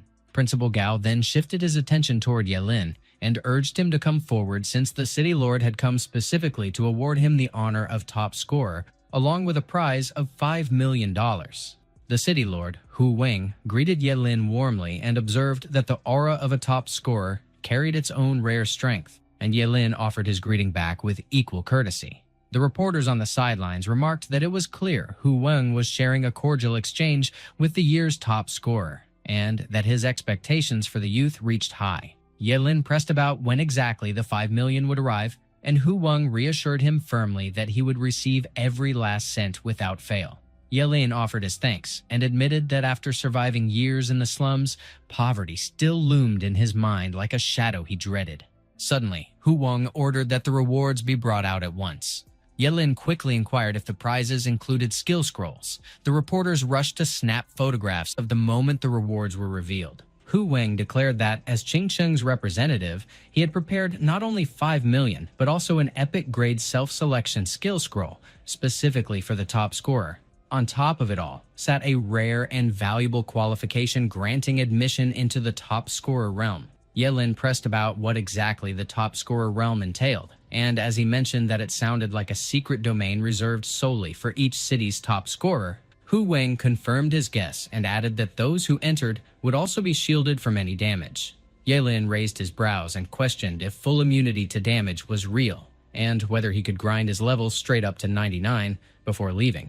But Principal Gao explained with blunt honesty that such exaggeration wasn't possible, since the monsters within the realm were limited, though the immunity to damage itself was indeed tailor-made for him. Hu Weng emphasized that they carried immense expectations for Yelin, reminding him that the top scorer realm would double as his test and that he must carry Qingcheng's honor by seizing the title of national top scorer, which made Yelin probe whether a title like nation's top scorer truly existed. Principal Gao affirmed it, clarifying that anyone who achieved the highest level inside the realm earned that title, prompting Yelin to marvel if such fortune could be real, and whether the rewards of becoming national top scorer wouldn't be even more incredible.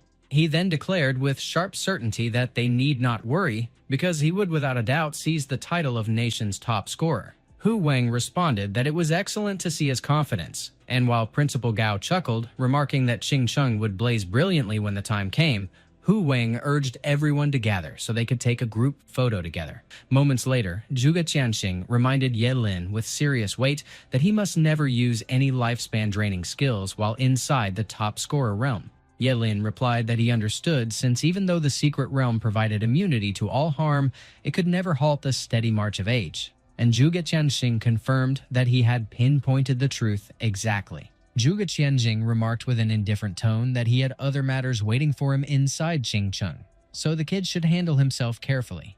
Yelin brushed it off with a light reply, insisting he didn't need to worry. Moments later, Yelin stepped into Shenzhen, his eyes darting around with curiosity as he admitted to himself that big cities really carried a different atmosphere. and it was the first time he had ever set foot outside Chingcheng.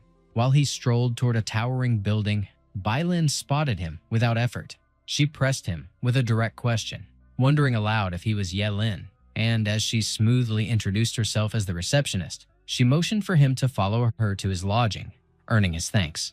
She casually mentioned that the top scorer realm still hadn't opened, so he had plenty of time to rest, and if any issues cropped up, he could always reach out to her, to which she gave a short acknowledgement and gratitude. Not long after, Ye Lin stretched out on the bed, sinking into the soft mattress. He muttered to himself that since the top scorer realm still hadn't opened, and since he was already stuck in Shenzhen, he might as well head out and explore the place. All of a sudden, Mi Shue's voice broke in, demanding what was going on and why the door wouldn't budge. Ye Lin countered with annoyance, asking if this wasn't supposed to be a single room and who exactly kept hammering at his door.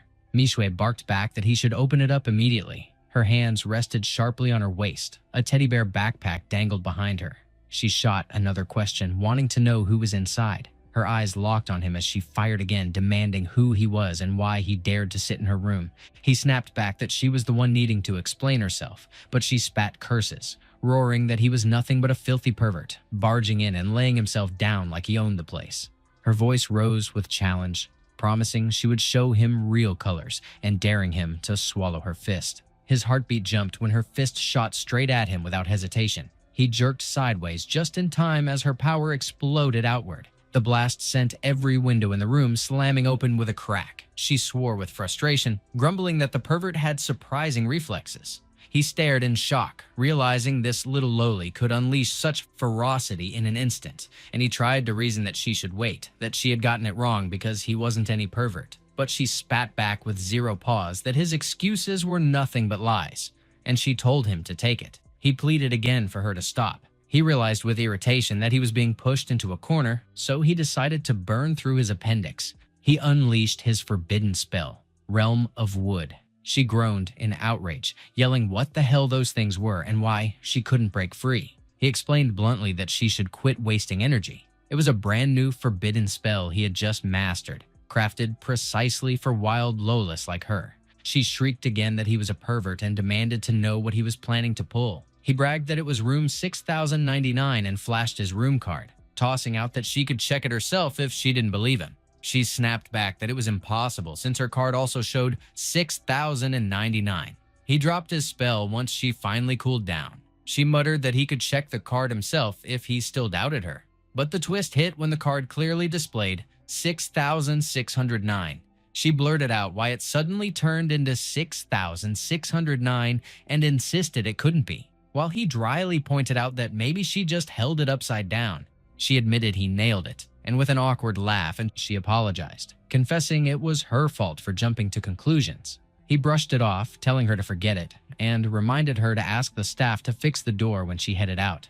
She hesitated before offering to treat him to a meal as an apology, but he waved it off, mentioning he was going for a walk anyway, and casually suggested she tag along. Soon enough, they were drifting through the city streets together. He curiously pressed about her profession, remarking that her explosive strength felt impressive. She confidently introduced herself as Mi Shui, Haicheng's top scorer, and when she revealed she was an SSS-class berserker, he admitted that explained everything and revealed he hailed from Chingcheng.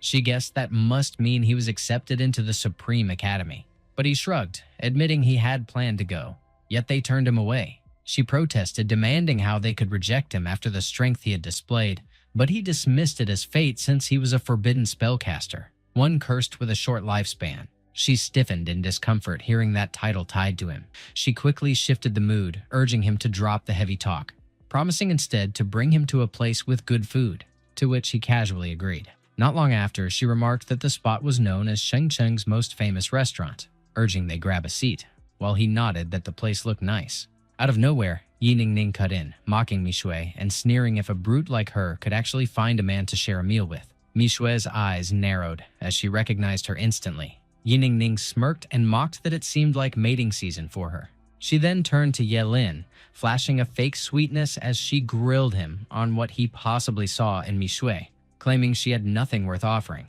while Mi Shui coldly warned that she wasn't in the mood to fight and told her to scram. Yi Ningning leaned in with a sly grin, tempting him to come along with her, promising she'd introduce him to some of her gorgeous friends. Ye-lin requested Yi Ningning to back off from him and bluntly remarked that she had bad breath. His words kept stabbing through Yi Ningning's chest, while Mi Shui tried to smother her laughter behind her lips. Yi Ningning snapped that he was nothing but a little brat and that she had actually given him a chance. Ye-lin turned toward Mi Shui and declared they should eat somewhere else since the place reeked, and she casually agreed. Suddenly, Wu Shaoqi blocked Ye-lin's path. He carried himself as a level 22 angel paladin, and when he pressed Ye-lin if he had just told him to leave, he demanded an apology to his woman. He made it clear he despised poor trash from small backwater places more than anything.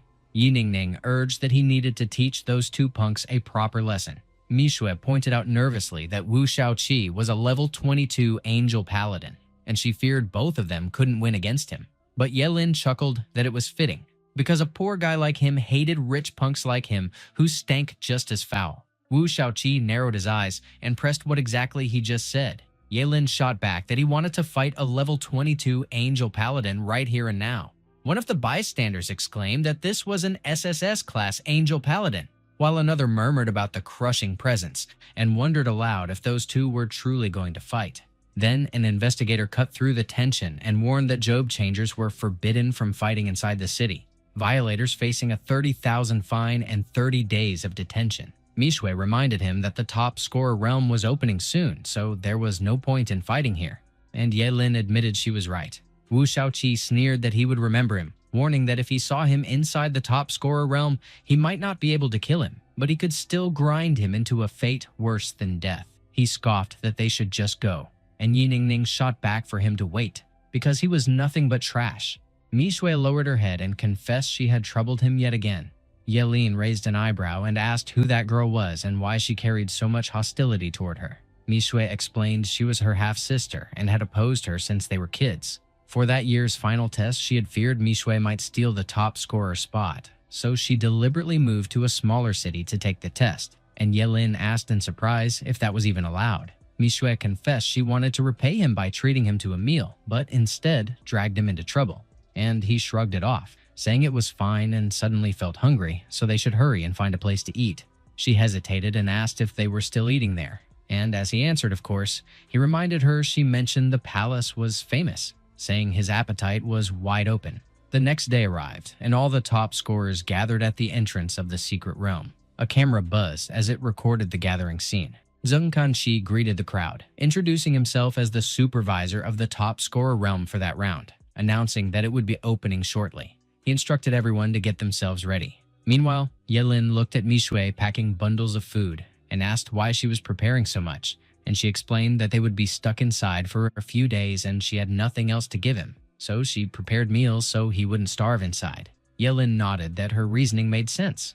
Zheng Kanqi then remarked that before the secret realm kicked off, there were a few things he had to spell out, and the first thing he brought up was the rule of the secret realm. Inside the realm, even though all test takers were immune to damage, that protection only worked within its boundaries. So if any test takers ended up taking continuous or lethal hits, they should remember never to leave. Priests above level 50 had been stationed at the entrance, and he urged them to get healed before stepping out.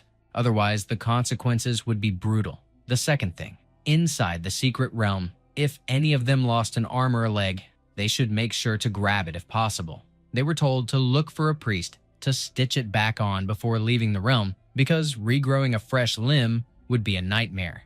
The third thing was a warning not to get swallowed by a demonic monster, because if their torso got digested, they could all picture how that would feel. Ye-lin figured it looked like the body only resisted damage inside the realm without actually nullifying it, while Mi Shui remarked that just picturing getting devoured and digested by a demonic monster was terrifying. Zheng Kanqi added one last note, wishing all top scorers a strong grade and a safe return, and then he activated the teleportation portal. He reminded them that they had 10 minutes to find a teammate, though if they felt confident enough, they could go solo. Mi Shui then proposed that she and Ye-lin form a team, to which he responded with a casual sure, telling her to just tag along, but she would need to carry his bags. She replied that she got it, and since she was a berserker, that kind of weight meant nothing to her, and she could boost his speed as much as he wanted. One of the top scorers remarked that Ye-lin was being way too ungentlemanly, and pressed how he could dump such a heavy load on such a cute girl.